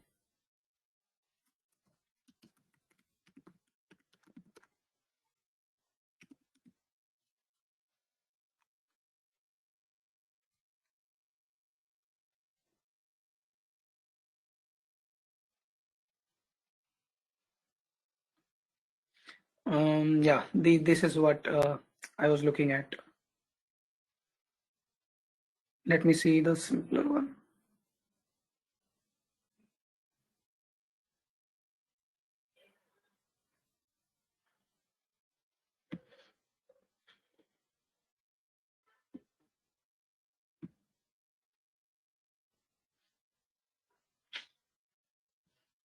Okay, meanwhile, let me check if, yeah, so we are using gradient descent internally. We have to Nitika, which parameter you are talking about?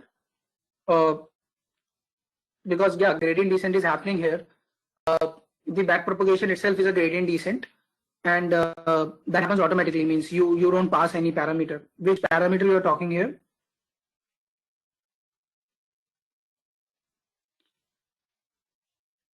Nitika?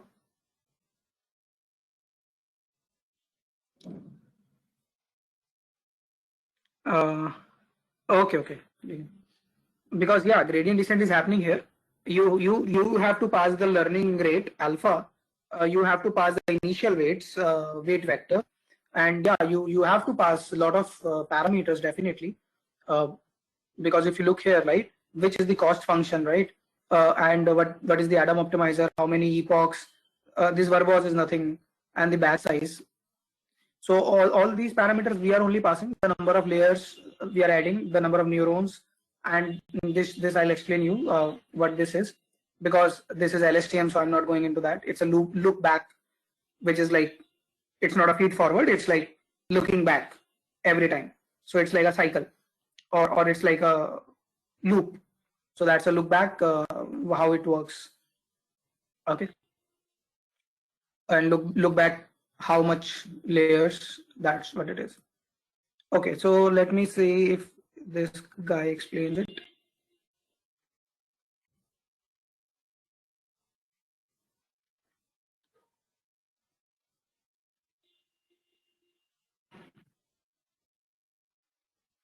Okay, so if you look at the cost function, right, the cost function can be anything, right? Cross entropy is another cost function, which is having this formula. We were talking about what? We were talking about squared sum of errors. And if you remember, in one of the decision tree problems, we also saw this parameter cross entropy in random forest and XGBoost and all. There were different cost functions that can be used. So cross entropy was there also.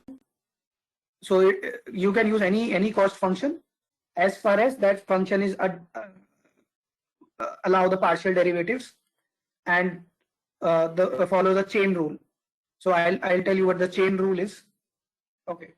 So if you look at here, guys, this is what I was explaining.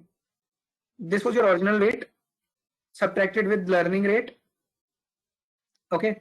Subtracted with the learning rate and partial derivative of the cost function with respect to that weight. Same thing will happen with the bias also, because even in regression models, bias is something we adjust. It's the intercept, right?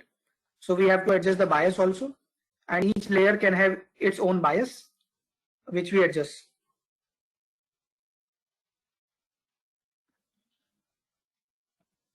I'm pinging you all the links, Gulzar. The second link is not that good. This one is not that good. It's simply using a delta rule, not derivative. But this is what is important. So let me explain you this once again.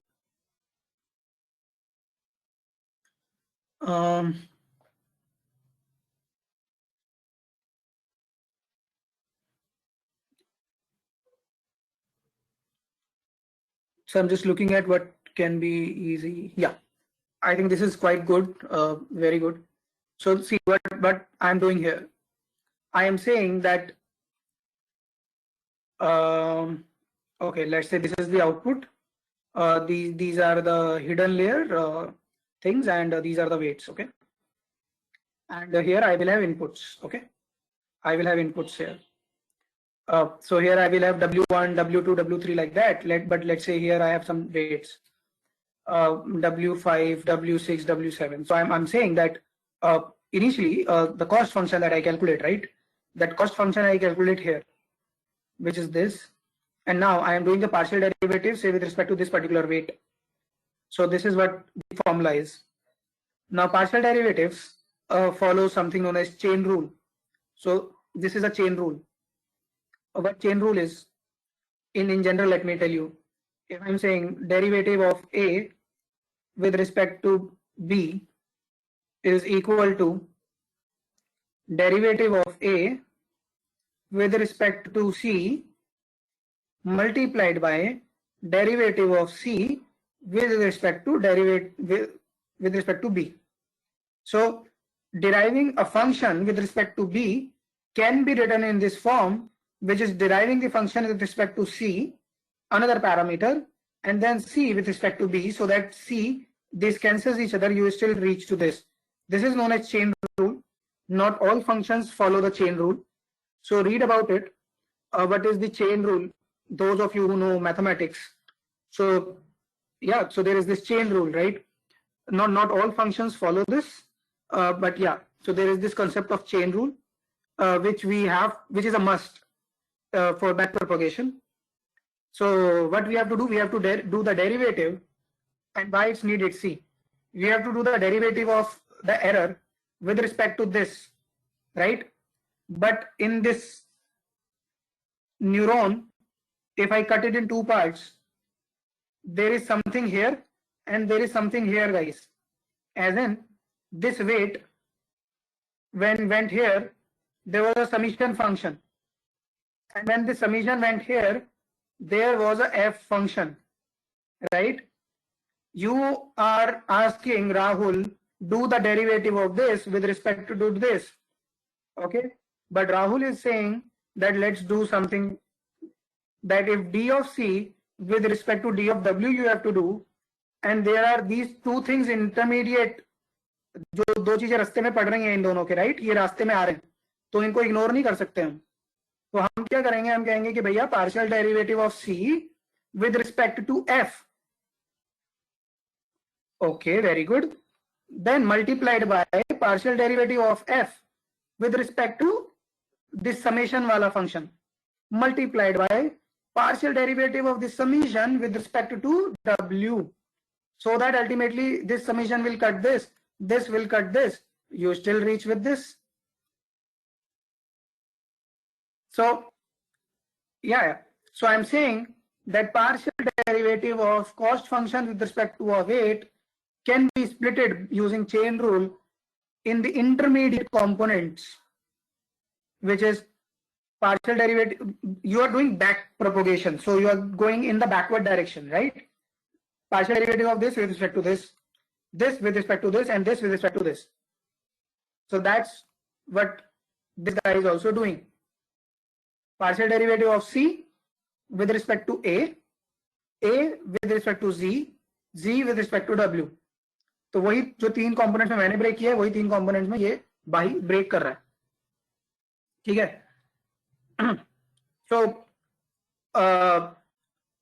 what you all need to read it is what is the chain rule, what is the chain rule, what is the condition for a function to allow the chain rule for derivatives, and then definitely ये जो मैंने split बताया, read about this, you will understand it. So ultimately when we solve this equation mathematically, we will achieve some numerical value. Say I get 3 for example, and then my learning rate is say 0.01, so I multiplied 3 with 0.01. Guys, getting it? My original weight was say 5.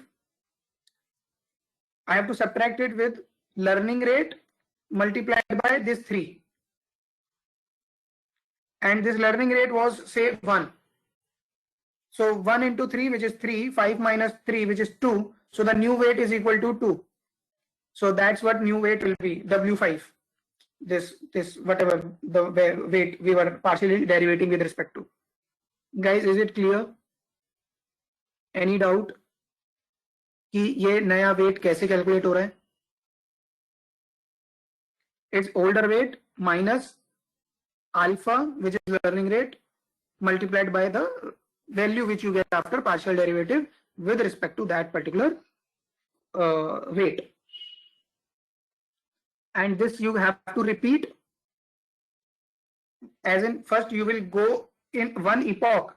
In one epoch you will go till the end. One epoch you will go till the end, adjust all the values.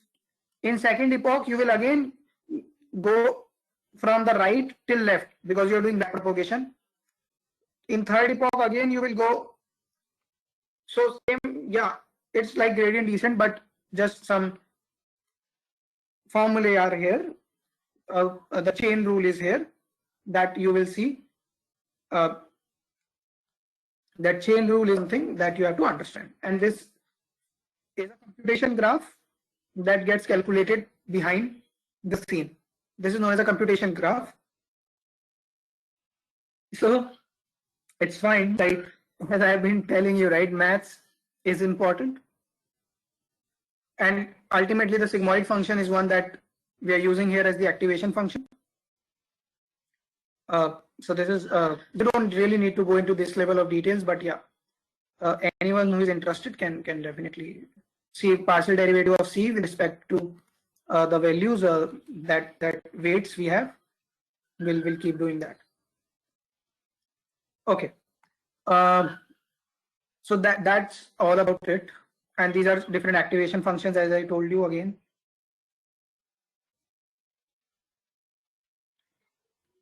So soft plus is another activation function having formula of log of 1 plus e to the power x. Okay, soft plus log of 1 plus e to the power x.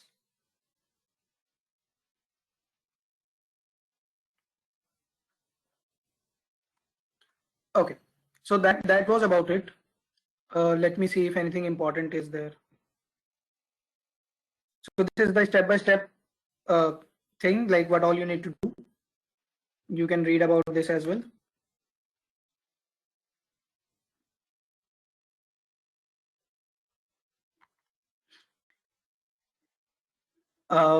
Okay, so let me tell you what else is needed here. MSC is this. ये तो simple mean square error निकाल रहा है, ये तो ज्यादा कुछ नहीं कर रहा. Okay. What else? This partial derivative weights will get adjusted.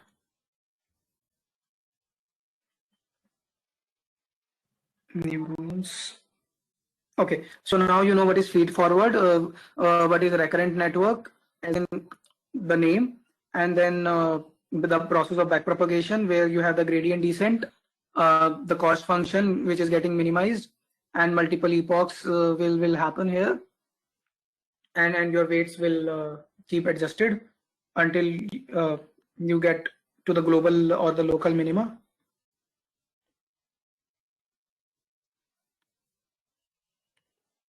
Okay, so let's come back here.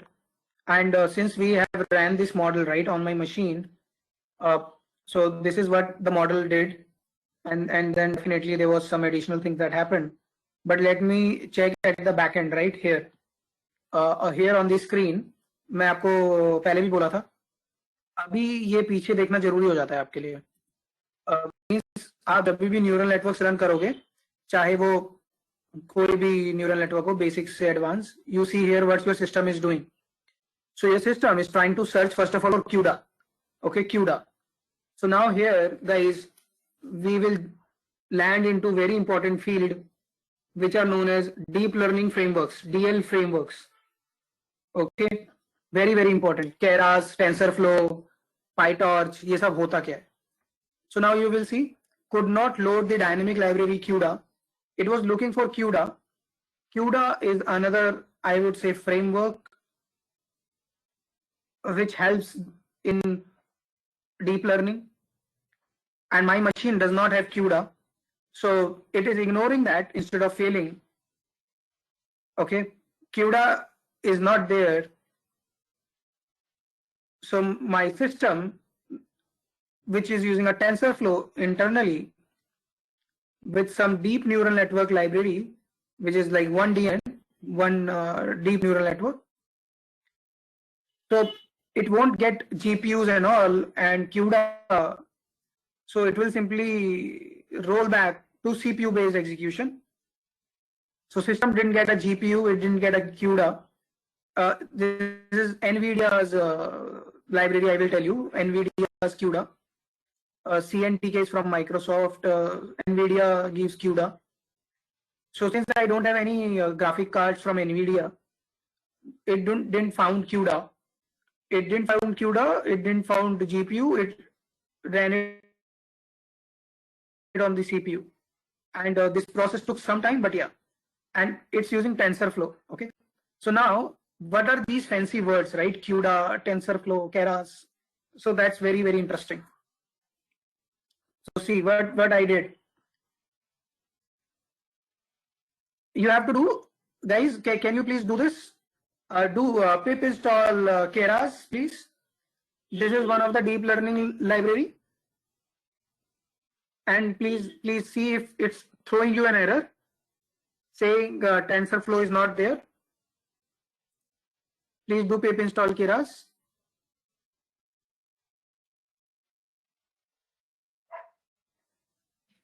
No. Do it on the that black screen, the command line interface.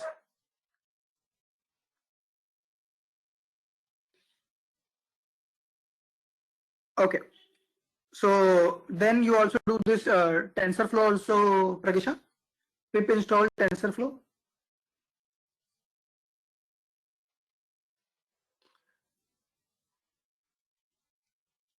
Okay, guys, just okay, very good. So now see what happens is you have to do deep learning, and deep learning is fully mathematical, uses a lot of matrix, sparse matrix and dense matrix, and writing that level of code will really be difficult, right? So what is done for new data scientists is some frameworks are built that make your work easy, your coding easy. Okay, when you have to add multiple layers, when you have to try different types of neural networks. So you have certain libraries and the frameworks. So TensorFlow. So there are low level and high level libraries or frameworks. Low level means you have to do a lot of coding. You have to handle a lot of mathematics. High level means it will do the things for you. So TensorFlow is a very low level library given by Google. If you want to use only TensorFlow, you can use it, but you have to write a lot of boilerplate code, means a lot of code for yourself. So what happened was then Keras is like another very popular framework. So Keras was there earlier also, but now Keras also supports TensorFlow underlying. So Keras makes your life easy. You simply say, okay, I need this kind of a model, these layers, these are the cost functions, done. It will handle the mathematics. Otherwise, you have to code in a lot. So that's what Keras is. Okay. Other than that, like TensorFlow and Keras, they are now goes hand to hand. You are working on Keras, which internally uses low-level library, which is TensorFlow. But because this is something which Google is currently building or supporting, right? Facebook is another competitor. Okay, and Facebook, can anyone tell me which deep learning library Facebook contributes? Anyone? Or for that sake, do you know any other library, deep learning library other than Keras and TensorFlow? So there is Torch and PyTorch. So Facebook manages PyTorch. Okay, PyTorch is another library which is there. Widely used. It's like Python version of Torch, PyTorch. Widely used. The another difference between these two is this is sort of a static graph that it creates. Means Keras or TensorFlow builds a static graph, as in they first build the entire neural network and then do the backpropagation. So you can understand that you have to first build the graph, then doing the backpropagation may not be that efficient. But what Facebook or PyTorch do, it first build a few layers and do the backpropagation immediately, adjust the weight, then adds more layer, builds it. Means it's a dynamic graph that it's building. So definitely it will be better. So that's why some people go with PyTorch for this dynamic graph thing. But then Keras and TensorFlow are also not behind. They are also upgrading themselves to build dynamic graphs or dynamic networks. That's another important thing that you should know. So let's see some important frameworks. Deep learning frameworks.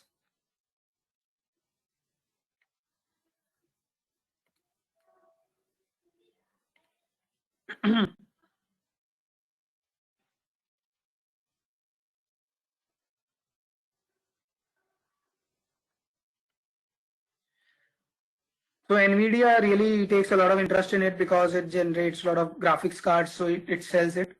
and I told you that not all graphic cards supports deep learning. Okay, so if you're going to buy one, you have to be very much aware about it.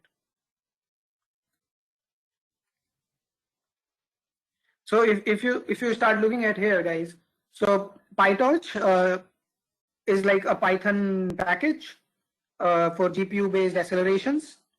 Okay, we will use these, but NVIDIA gives you GPUs, so it wants you to use more and more GPUs. Okay, so PyTorch is one of the framework. TensorFlow is another, which is by Google. MXNet is like one of the another frameworks which is available. So it is another deep learning framework, but not used that much. TensorFlow, which is again by Google, and it supports both CPUs and GPUs. You can do that. MATLAB, no, don't go into that. It's just another language altogether. Yeah, then this is important. Caffe. So what's Caffe?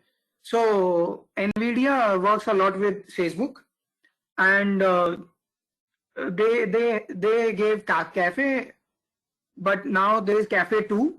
Caffe 2 is another version which is widely used with PyTorch. So you can read about these, means as such बहुत ही minor differences हैं इन सब में. So NVIDIA gives Caffe. There is Caffe 2 which recently came in. Chainer and all, paddle, no need to look into this. But yeah, that's what I was telling you. The major players in the market, which we will also try, is TensorFlow, Keras, PyTorch, MXNet. These are available. Okay. And this CUDNN is right. If you look here on my screen, this CUDA thing, right? The CUDA, NVIDIA CUDA. So it must be trying that to search for this particular thing. So this is CUDA DNN, deep neural networks. So these are some of the additional frameworks.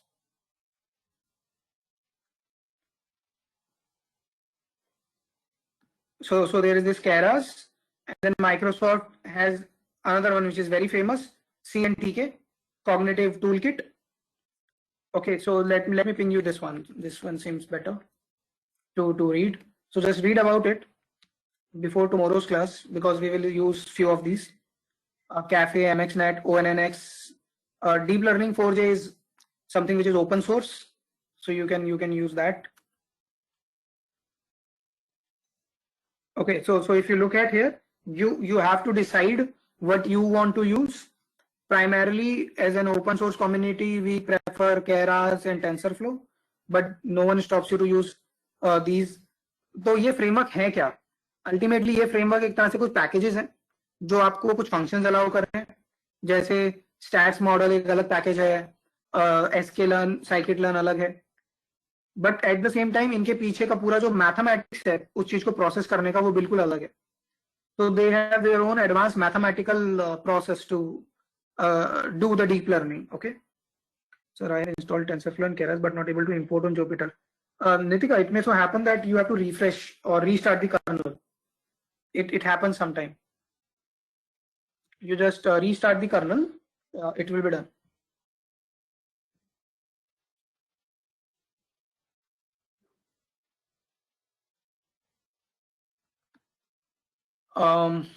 Okay.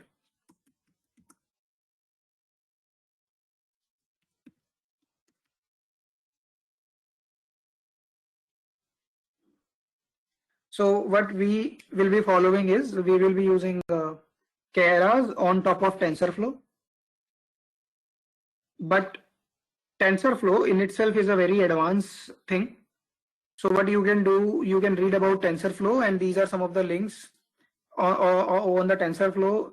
What is TensorBoard, which gives you a visualization on your neural network. This is TensorBoard. Let me ping you all these links. Just explore these. If you look here, right, it's a visual representation of what's happening behind the scene in your neural network, whether it's for NLP or image recognition or anything. Can do certain simulations using this. And then there is one more thing, which is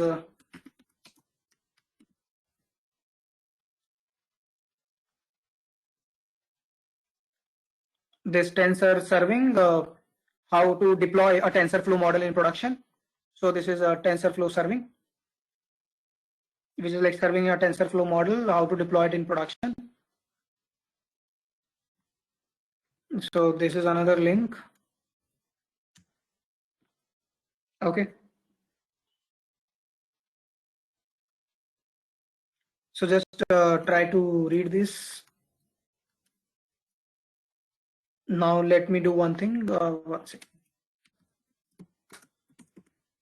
So guys, those of you who want to drop, they can. I'll just take 2 more minutes.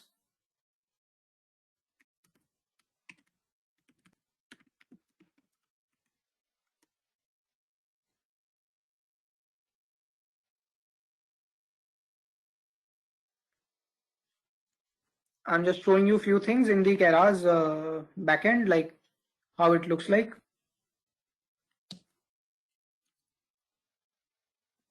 You guys also can please open the site packages parallelly, and let's see.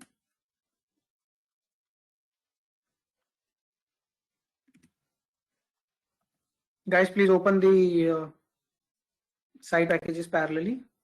So you will see certain things here, Keras pre-processing, right? So again, definitely some pre-processing will be done. And then within Keras, if you look at, there are different kinds of layers, different kind of activation functions. So let me open this.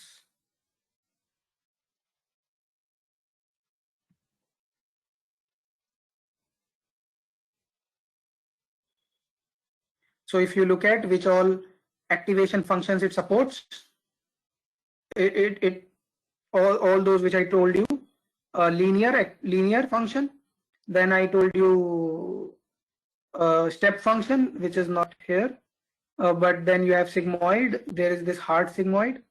Then 10H, ReLU, and then I told you soft plus, right? So there is this softmax also, which is important. And there are 2 variations of ReLU, which is LU and SELU. Okay, so I'm saying there are limited activation functions that you can use across your layers, but this is how it will be working. And if you need to see at the different kinds of layers, I told you, right? Layers, as in whether it's a dense layer or it's a LSTM layer, but there are recurrent layers. Recurrent layer वो होंगी जो looping या cycling करेंगी.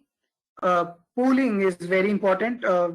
We use in image processing pooling layers. This CUDNN is again CUDA. We saw that, right? CUDA, NVIDIA's CUDA DNN layers. Then you have convolutional layers, convolutional mixed with recurrent, CNN plus RNN, right? Combination of both. Only CNN, which is convolutional. So there is this pooling layers, convolutional layers and all. And there are some advanced activation functions.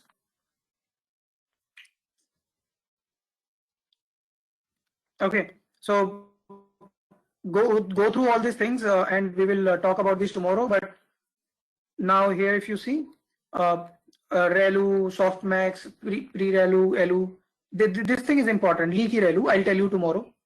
This is something very important. Leaky ReLU, what is it? Okay, so that's it for today, guys. What you need to do is study about these different frameworks like Keras, TensorFlow and all, and understand TensorFlow in detail. And then we will start tomorrow with some regression model first.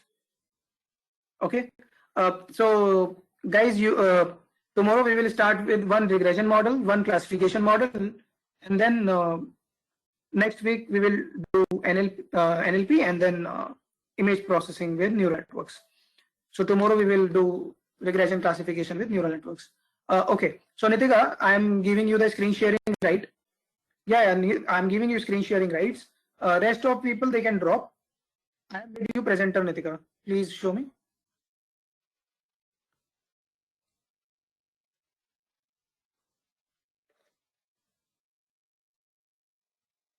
Gulzar, I think you can drop because you had some appointments, but I'm done for the day.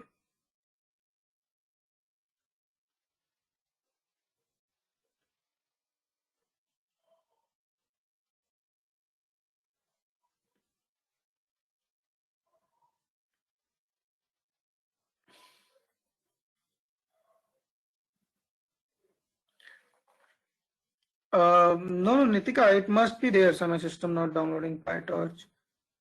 Nitika आपको नीचे एक option आ रहा होगा ना screen sharing का. I have given it to you only. Excuse me sir. या Gulzar. Sir एक बात सर, कई बार मेरे साथ भी ऐसा हुआ है, ये स्क्रीन शेयरिंग के टाइम पे ना वो स्क्रीन शेयरिंग की ऑप्शन पे तो एक्टिवेट का जो कमांड तो एक्टिवेट नहीं होता, तो फिर वो जो स्क्रीन जो छोटी सी स्क्रीन जो दिखती है जो उसी पे डबल क्लिक करने से कई बार हुआ है ऐसा. Okay. I don't know, Nitika, means about second ID, but now even I don't have any right.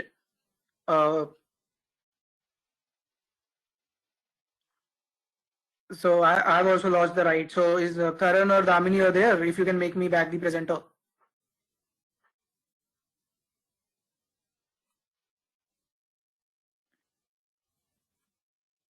Because I have also lost now the screen sharing right. But my point is, no, Nitika, my point is, yeah, if you log out, but again, I think it won't come back to me. But Nitika, my point is, can you just open Python in the command line and there, yeah, please make me presenter. Karan, Damini, is there?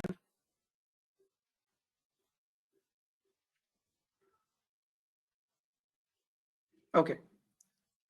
So Nitika, if you see my screen, I'm saying the best thing to check it is open a command prompt or open a Jupyter or say Anaconda prompt. Open Python in Anaconda prompt. Here, go here. Open Jupyter. No, don't open Jupyter. Wait. And open Python here only. Yeah. Open. Go into Python here. Type in Python. Go inside Python. And now once you are inside it, then just try to do that. Just try to import that as in Keras or say TensorFlows. Because if it's happening here, then it should happen there also. You simply need to close and restart the Jupyter.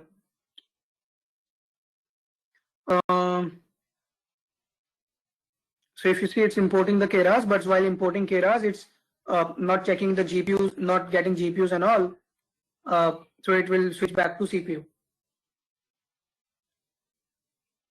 And even if you don't have TensorFlow, Keras will fail if you don't have TensorFlow. So Nitika, what's the error? Can you tell me what's the error? And Jishan, for Matplotlib, what is the error you are getting?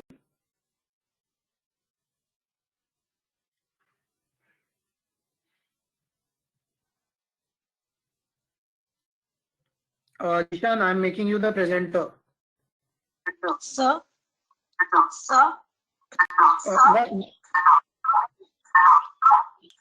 Yes.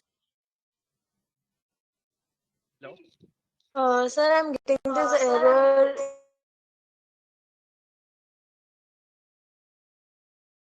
Exception, another exception. That's fine. Import matplotlib.pyplot.splt. Name, but error is different, na, Jishan. Sir, I don't know what is that. Okay, open a new notebook. Go to the file at the top. Yeah, open a new notebook. It may be something in the cache which might not have been cleared.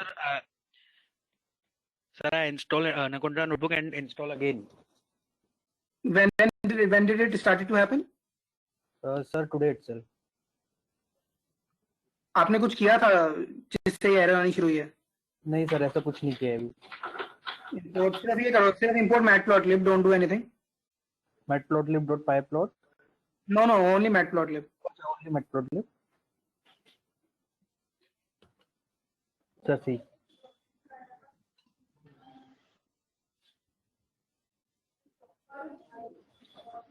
Open the Anaconda prompt. Yes, sir. Wait.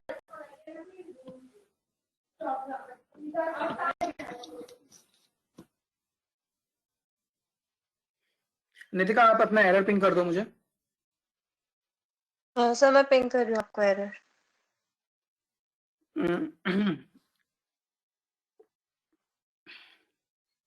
Yeah, so here do again that no. Open Python, go inside the Python here. Write Python. Yeah. Enter. Do here that import matplotlib.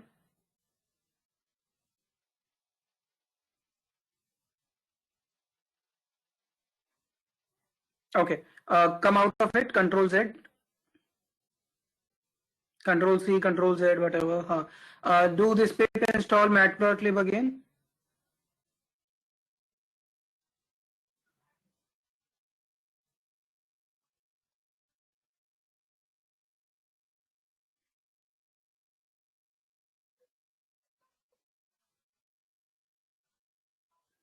Okay. At the end of it, like pip install matplotlib -- upgrade.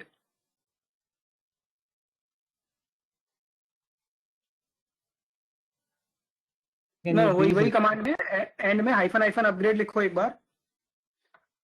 मतलब arrow से दोबारा लिखो पिप install matplotlib. नहीं pip install matplotlib double hyphen मतलब as in ये नहीं hyphen as in ना वो क्या बोलते हो. हाँ upgrade.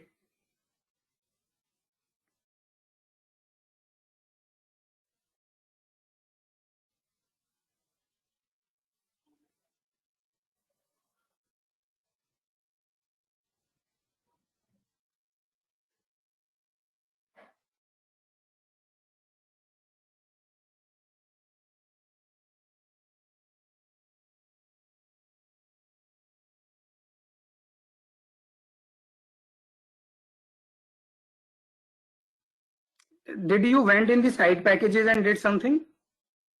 No, sir, I did nothing. अच्छा, Python open in Python again. Go in Python. Yes, sir.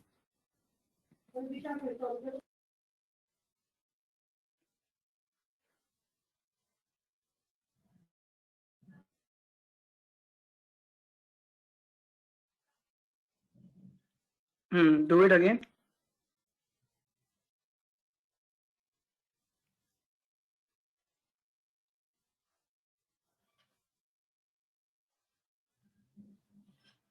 FJ, wait.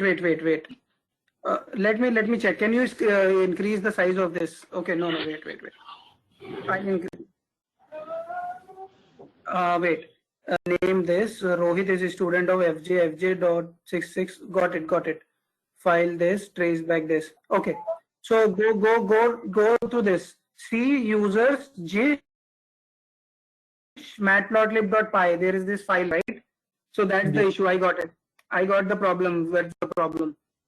You have created a file with the name of matplotlib, which you should not do. So open this path. C users Jish. If you look at the error, right?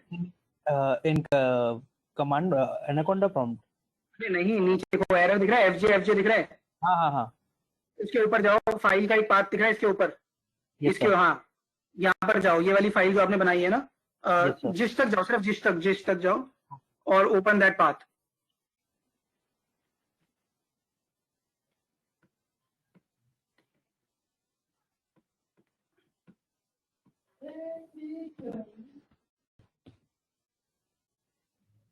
Paste. Search for that file matplotlib वाला.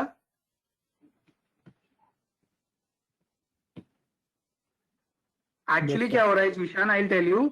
आपकी सारी notebook जो है वो इस path पे lookup मारती हैं. तो वो पहले उनको इस नाम की फाइल यहाँ मिल रही है, तो इसलिए प्रॉब्लम हो रही है. उस फाइल को रीनेम कर दो, अभी सही हो जाएगा. Do it right now. Okay sir. FJ ना. नहीं, वो फाइल, सिर्फ वो फाइल ढूंढो कहाँ पर है. उस फाइल को रीनेम करना है हमें. सर कौन सी file? Matplotlib. Okay. Just no, just click. हाँ, good. Yeah, enter.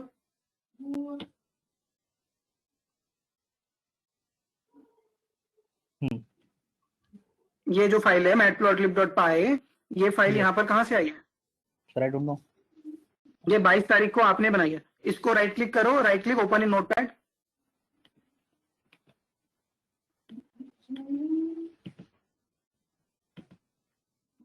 Sir slow हो गया। नोटपैड में खोलो इसे। सर राइट क्लिक करने पे ऑप्शन नहीं दे रही है। देगा, मैं बता रहा हूँ ना। हाँ, ओपन विद, हाँ, मोर एप्स, नोटपैड।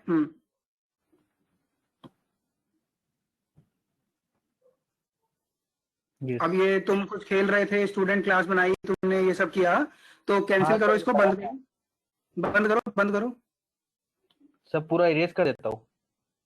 अरे नहीं, उससे कुछ नहीं होगा, कैंसिल करो इसको। कैंसिल मतलब डिलीट कर दूं? ये फाइल क्लोज कर दो,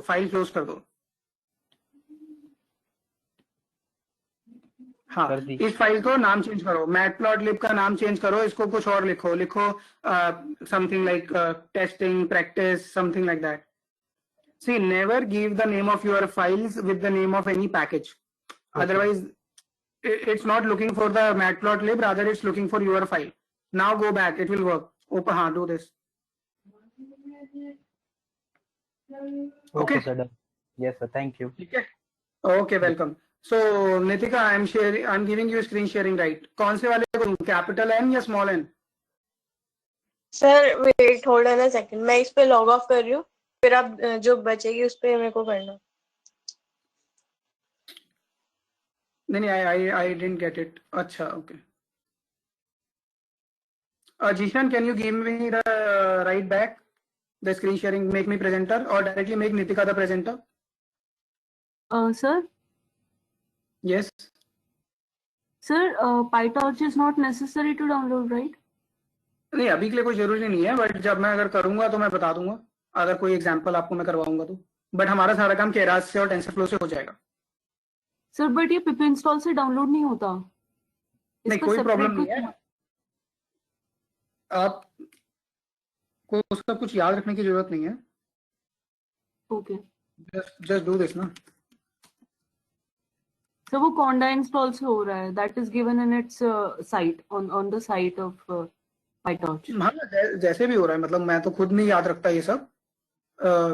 ये सब चीजें तो आपको नेट पे मिल जाएंगी।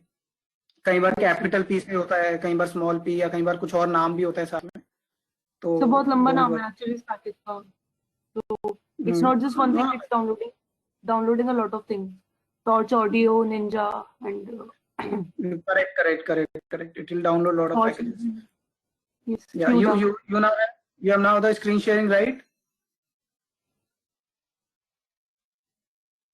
Nitika, I think you have the right now. No sir.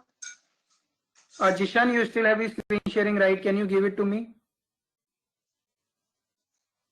Just click on my ID and give it to me. Sir small N वाले नितिका पे करना। हाँ, बट पहले मुझे तो मिले। Jishan, you are there? Jishan, we can see your screen. Yes sir, 1 minute. Sir small and sir आपको दे दूं राहुल अग्रवाल को? हाँ, मुझे दे दो। सर रिक्वेस्ट भेज दी मैंने। अच्छा, भेज दिया क्या? हाँ, रिमोट कंट्रोल में आपका नाम सेलेक्ट करके रिक्वेस्ट भेज दिया।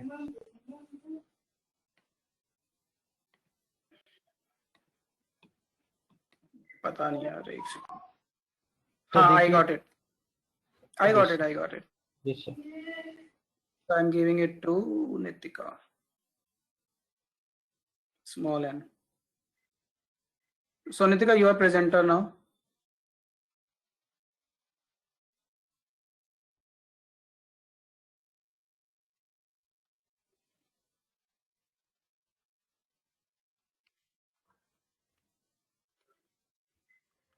Okay.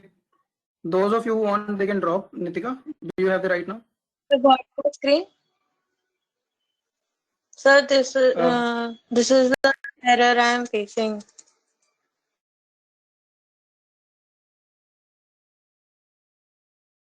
One second. क्या कर क्या रहे हो आप? ये पाइथन के अंदर ही तो हो आप.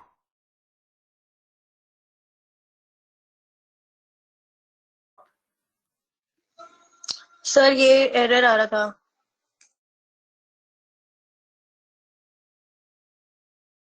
Wait, what's the error? नहीं, wait. हाँ, scroll down. नहीं, उसी स्क्रीन को दिखाओ. स्क्रीन दिखाओ.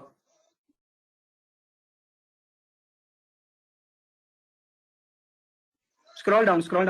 No. Scroll down on that screen.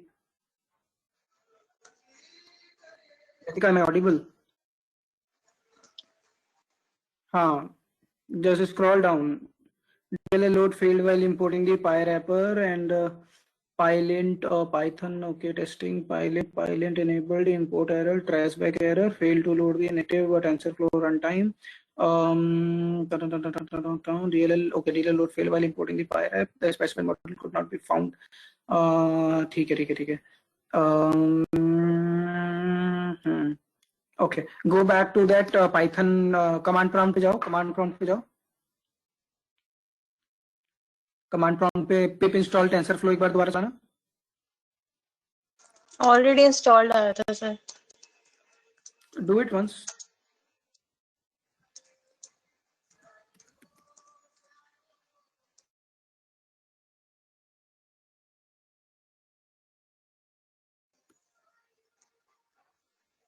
ये अभी किया है ना आपने? आज ही किया है ना सब इंस्टॉल या पहले से था? हाँ सर. अच्छा सर आज ही कर रहे हैं इंस्टॉल. नहीं सर, हाँ पहले किया था.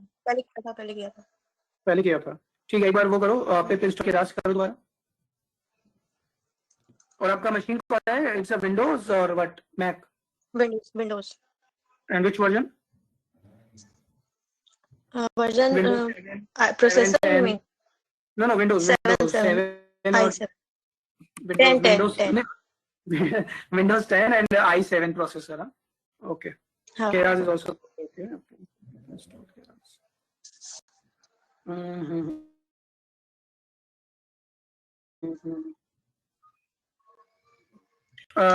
Do that. Pip install. नहीं, upgrade it. Upgrade your TensorFlow. Pip install TensorFlow and hyphen upgrade.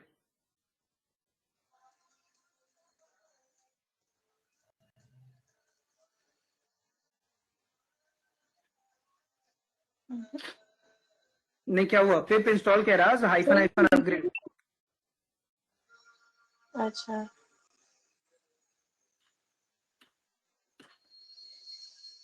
Error could not find a version that satisfies requirement. ना आपकी तो स्क्रीन ही फ्रीज सी हो गई है, दिख ही नहीं रहा. हाँ, आप दिख रहा है. ठीक है. अरे स्पेस दो ना, TensorFlow के बाद स्पेस दो.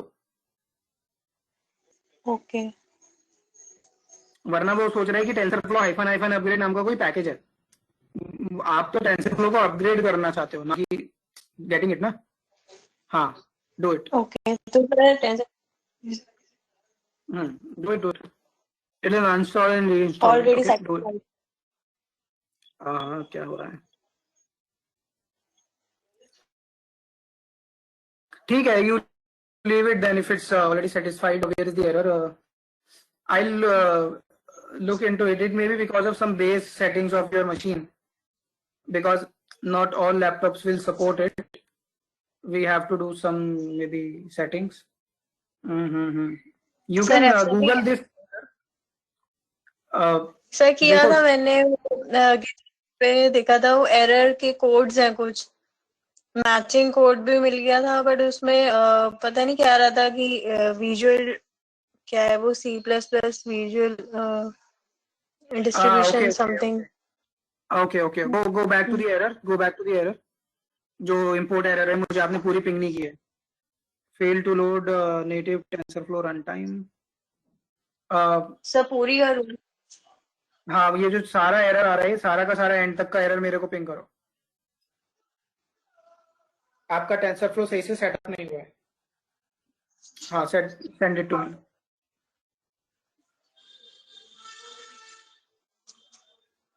तो मैं आपको कल बता दूंगा। पिंग मी ऑल दिस, मैं कल क्लास से पहले आपको बता दूंगा क्या। पिंग किया ठीक आपने है क्या? सर, मैंने आपको कर दिया। हाँ जी सर, मैंने कर दिया आपको। नहीं, पूरा नहीं आया, ये कट रहा है। सर ये पूरा आप क्यों मेल नहीं कर आया? मुझे लग रहा है इसमें दो मीटिंग में कोई लिमिट आप है। मेरे को पहले भी पूरा ही की। आप, हाँ, इट्स फाइन। आपको मेरा ईमेल आईडी पता है ना? हाँ सर, मैं आपको मेल कर देती हूँ। मेरे को ये मेल कर दो, मैं आपको बता देता हूँ क्या है। ठीक है? ठीक है, ओके सर। Bye bye.